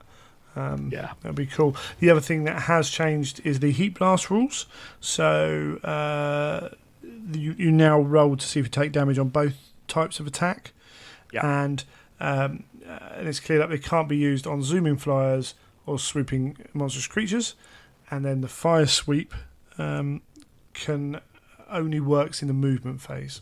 So they've stopped that from the the extra bit of what do we call it? Boost, Turbo boost. That's the one. And and they're big models, so they've got to clear things. So it's not quite as easy to use that effectively as it used to be. Yeah. So that's good. Where are we? Deathstorm. I think they just cleared up. They cleaned up how the Deathstorm pods work. It's again very sensible. Makes it very clear how you're meant to use it and how it works in turns of the game following the first. Yeah, absolutely. Which is all good. And the group disc was essentially the same. Same as the Analyst, really. Analyst, yeah. So that's cool. And nice to have them, and hopefully we'll get that Dreadnought drop pod. Maybe this is released on the 15th, so you never know. Maybe even the day of release, it might actually be released. Yes. So that would be good to see. But I don't know. There were some nice changes with those that, again, hopefully we get to see utilised. It's just that Doors one doesn't. I think it needs something in there for just to quieten down those issues. Yeah. Well, it's better to have it and not need it than need it and not have it. Exactly. Groovy. And then Custodies got their own one as well. They're very special. They are very, very golden. They can ally with any other loyalist as fellow warriors, other than Black Shields. So, but that's understandable, isn't it? It is understandable, and it was just. I think that was just basically an omission from the Talons list. That I think included nothing about that. Whereas it was pretty clear how it was meant to be. And then the other thing in here that people have picked up on is it consists of Legios Custodes, Sisters of Silence, Ordo Sinister, but also the Officio Assassinorium. So that might lead to. Do we get to see some assassins in Book 8? Would be nice. Very cool. Would be very cool. They don't have to do much work on them, so you could see them coming, which would be really good. Yeah. Okay, the Custodians themselves, the preternatural skill. You now got to beat their initiative rather than equal it. Sorry, you beat their weapon skill rather than equal it. Yeah. To get +1 initiative. Yeah. Yeah. That's a minor change. A minor knock. It actually comes up more times than you think. I think certainly for the lower level, like for the more basic Custodes, it makes them worse against like elite Astartes, basically. And which you see a fair amount of. Sorry, you see a fair amount of elite Astartes units, so that's a good thing. Yeah, and it means the shield captain isn't usually going to go first over a Primarch. And that's pretty sensible. Which is I think it's a very sensible change, this, and it's a very sensible slight debuff to them. And of course that's hitting across your whole army as well. So again, a slight change, as you say, can make a big difference. The fact that you get to hit back, even if you do get taken out, you still get to take the enemy with you.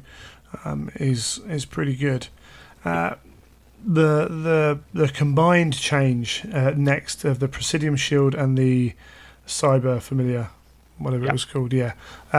So the shield now gives you +1 to invulnerable save as well as -1 attacks directed at the bearer only. So again, you need those shields, which is sensible. And they've also clarified you can't use two-handed weapons whilst bearing it. So you got to be careful what you equip them with. So this gives them a +1 invulnerable save, and they've just got rid of the Cyber Familiar. So there's no 3+ re-rolling. There's no re-rolling. It's which is a pretty good way round, I think. I think it is. I think it's a really sensible change. It actually corrects a lot of the negative play experiences. I think is the best way to say it. There are still definitely like Custodes are probably still very good, and probably some of their things could cost a bit more points.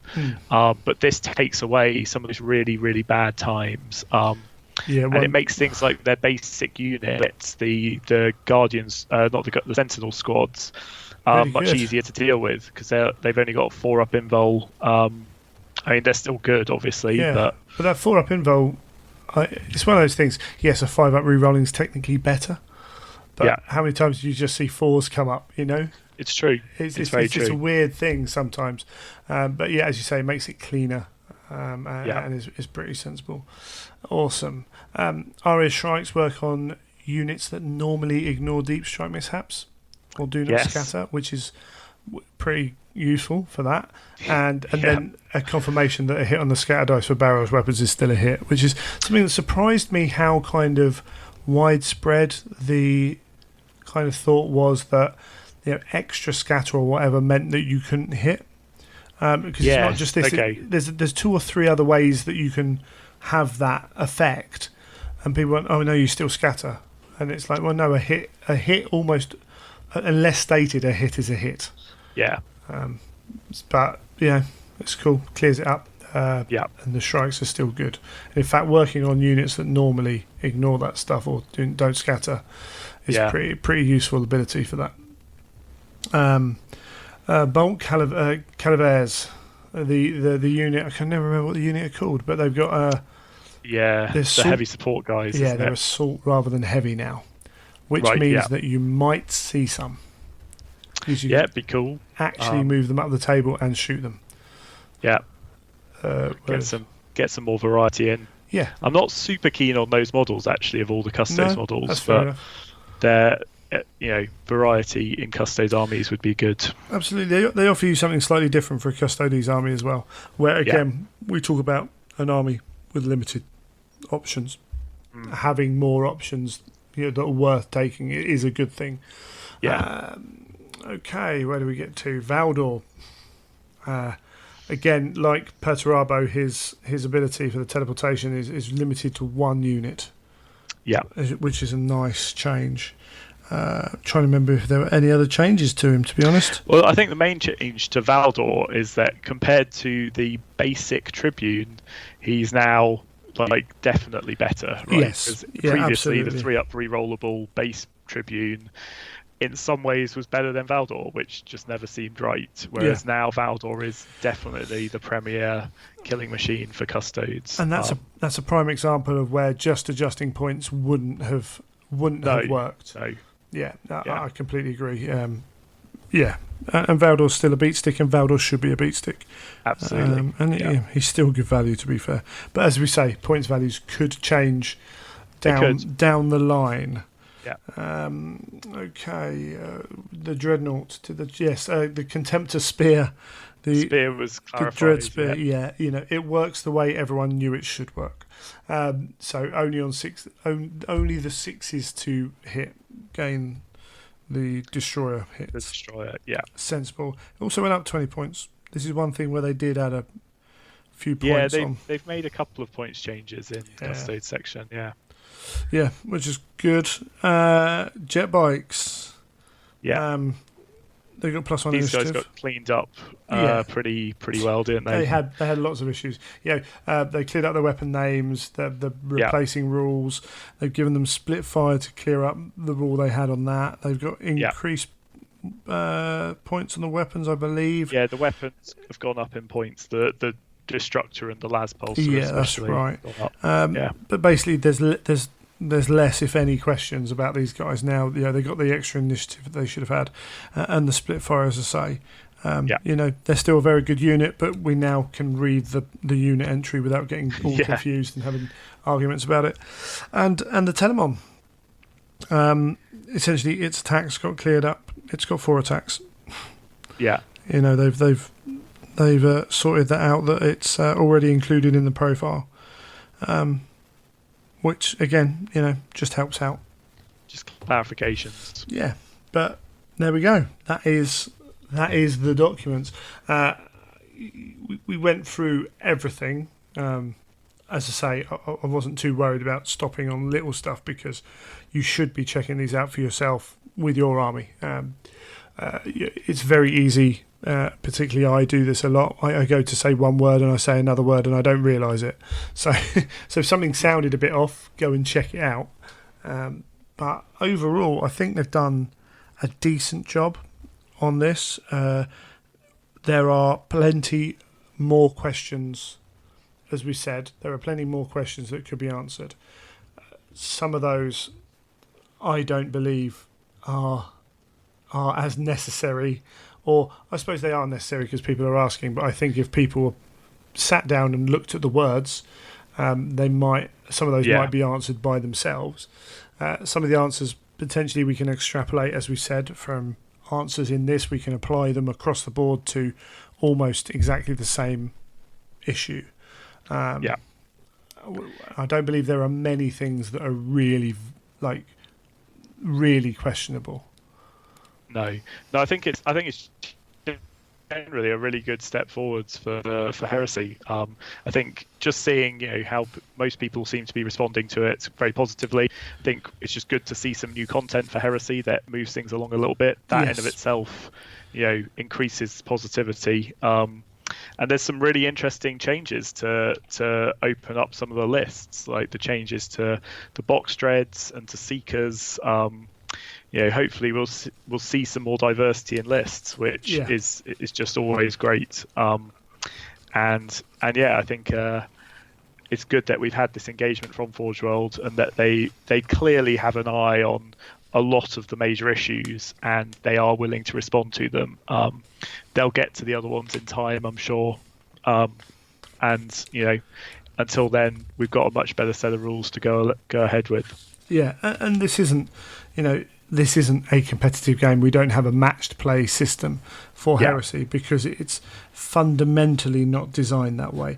And that was always when there was Laurie said the quote from Alan, which was like, basically, essentially like, people are trying to play this game competitively.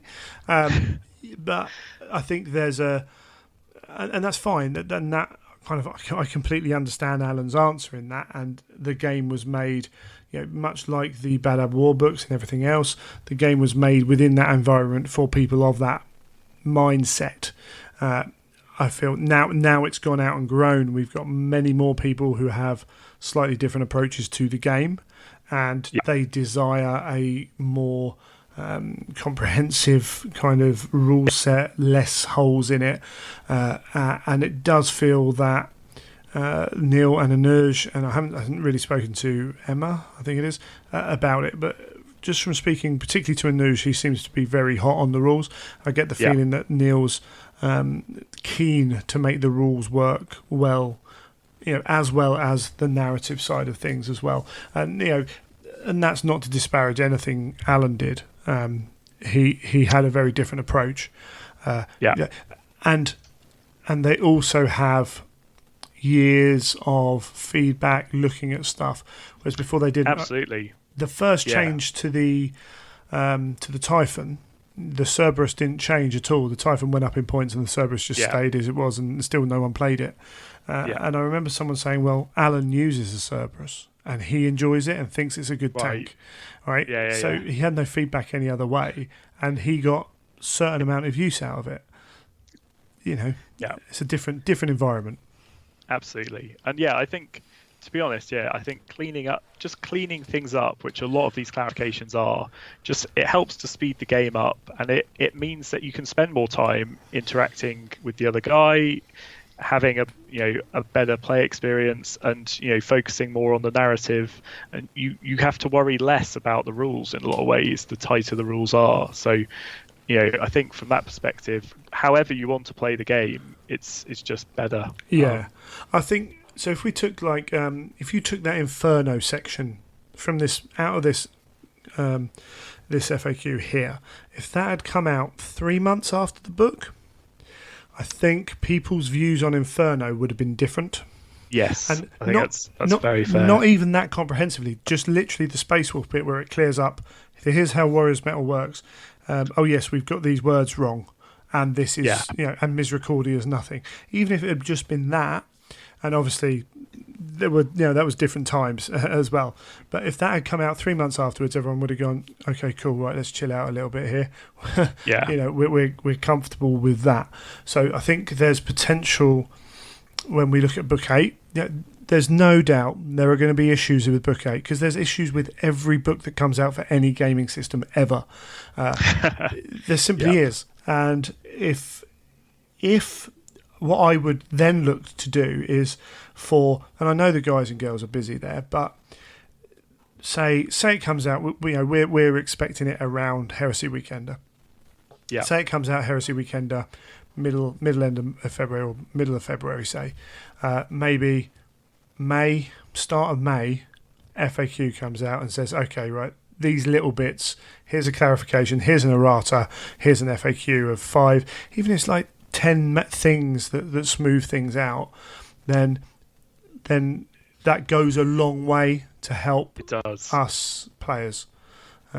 So there is potential for that, and maybe that's something we need to feed back to Forge World, just to say, absolutely. And also then it becomes manageable, because this document's these are 3, that's quite a chunk of stuff in there, and we know Anuj has had to go away and look at it all, and you don't look at everything in isolation anyway, but if you can look at that, essentially with Heresy, we're getting one book every year and a half usually.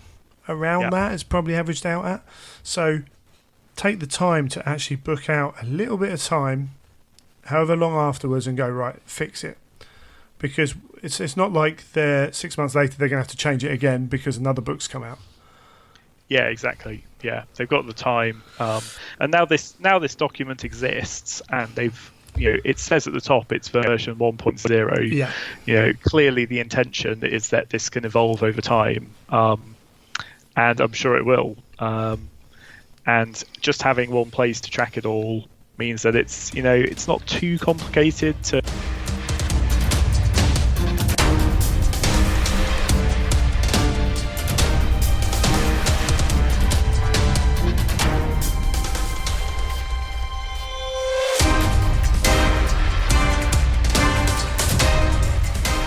And that's another episode done, creeping towards the 100.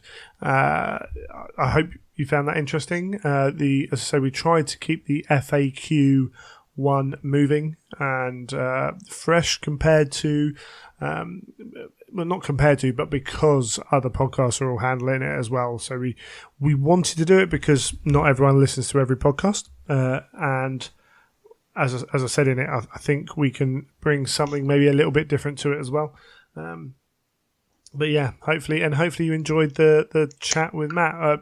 I was aware as I was listening to it that it was slightly different from our normal things, but I don't think that's a bad thing. When two guys who know each other, who know what they're talking about, talk, sometimes that's the best way to listen. Please let us know what you thought of that, whether you thought it was good or bad or what have you.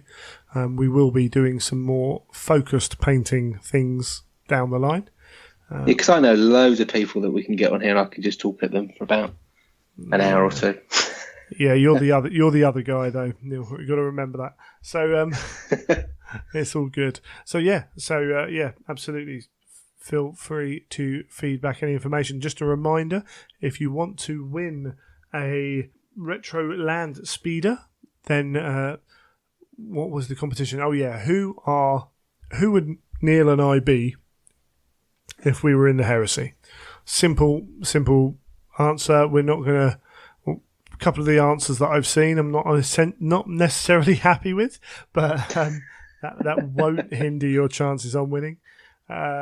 So yeah, to enter those, you need to email them to contest@theimperialtruth.com. I will only accept emails entrants to that email. Otherwise, it's a right royal scramble to try and bring them in, and it's just not worth the hassle for me. So there we go. If you want to contact us, ask us any questions, Greg@theimperialtruth.com. I'm Neil@theimperialtruth.com. Indeed, and Neil will at some point get back to painting some fancy models. Yeah, some competition models, I'm sure. So keep an eye out on his Instagram at Neil Paints. At Neil Paints everywhere. At Neil Paints everywhere. And of course at Child of Fang on the Twitters and the Instagram for me, which again I will try and get, here's one for you. If I haven't put up any pictures of my custodies by the time this comes out, then feel free to give me a nudge and get some photos up. I need to do some bases on them, but I can put the models up themselves. That shouldn't be a problem. So yeah, as I say, feel free to do that. one other thing that I wanted to mention, I know we've spoken about it in the past, is GW shares. They hit an all-time high today of £32 or over £32. So that shows obviously great growth. They're obviously making money. People want to invest. So I think it's happy times to own some shares, as I do. Yes, not a good time to buy them.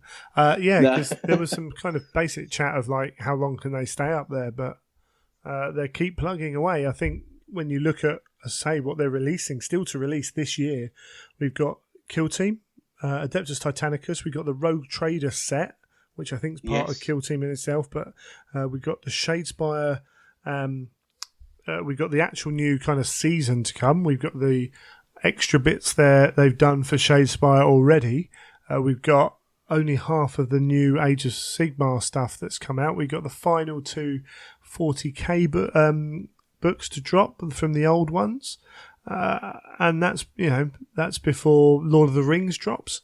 Yeah, loads to come out. I think they're doing really, really well. It's good to see because when I spoke to some of the GW people not so long ago, I was saying, oh, so why were you in the heavy metal team and then left the heavy metal team and this and that? And they said, oh, well, I was made redundant. We weren't making much money. They started making cutbacks, and sometimes you see that side of it when you're in the hobby. But obviously, if they're not making as much money as they thought they would, they'll see where they can cut back and this, that, and the other. And people like in the studio might, maybe let go, etc. But then we seem to be in the complete reverse situation now, where it's like expansion. There's new things happening, more people being hired to the community team, more painters being hired, and I think it's just a great time to think. Well, actually, everything's going great at the moment. Yeah, the community team's expanded already, and they're looking for more social media kind of people.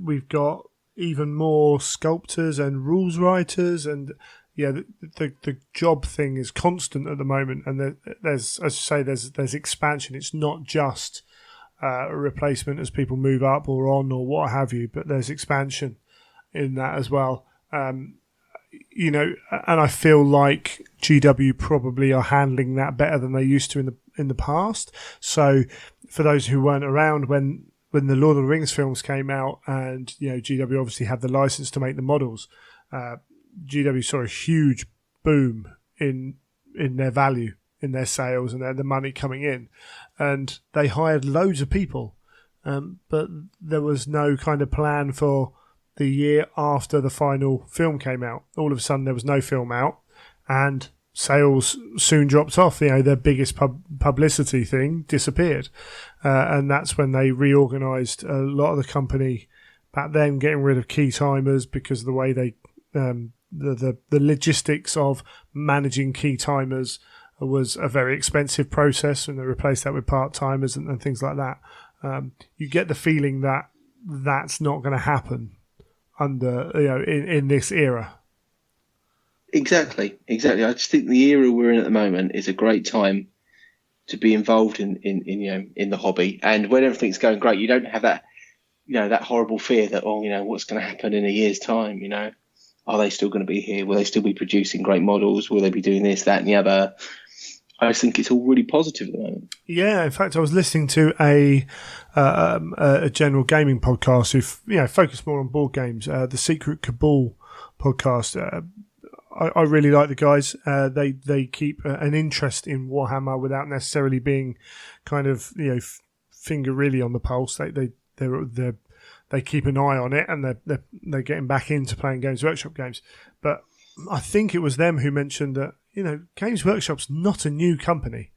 They've been around for a long time, and there are things to say that actually companies, hobby companies, can do well in recessions and things like that. So, GW historically have kind of kept up through those periods of time, but to have the growth they're having now is not that common. We're talking about a company that's like 40 years old. Yes. That's had a real kind of surge again at 40 years. So, and essentially doing the same thing. It hasn't really changed, has it? I mean, obviously, no. I suppose it's quite weird when you think about it, because a lot of companies go through a massive boom, don't they? Start off, it's a great idea. They've got a new product. They grow really, really fast. And then I suppose, they tail off and they become part of the furniture, and then everyone just expects them to be there, where GW now, suddenly they're accelerating again, which is, I suppose, quite odd in business terms. Yeah, and to be fair, Age of Sigmar is a drastic change of style from Warhammer in many aspects, but the core of 40k hasn't changed. What they're selling is a lot of Space Marines based on a universe that's been 90% fleshed out, as you say, 30 odd years ago. Yes. It's remarkable, really, but it shows you what they're doing very well. And particularly when other miniature companies have had turbulent last few years, where they've gone through that stage where they've had a third edition or second or third edition of a game, and that's always really testing, because we all know that gamers don't like change. Yes. And they've seen some real issues from that, and there's a whole host of reasons for that, and some of it's bad luck, I think, and what have you, and some of it's I'd say there's hundreds of reasons. We're a GW podcast, we'll talk about that, but it's good to see what they're doing, and long may it continue. Yes, indeed. Awesome stuff. Yeah, we've waffled on all the way through this episode, so I think we'll call it a night. It's warm and it's late at night, so unless there is anything finally you want to add, Neil? No, nothing from me. Awesome. You have been listening to The Imperial Truth.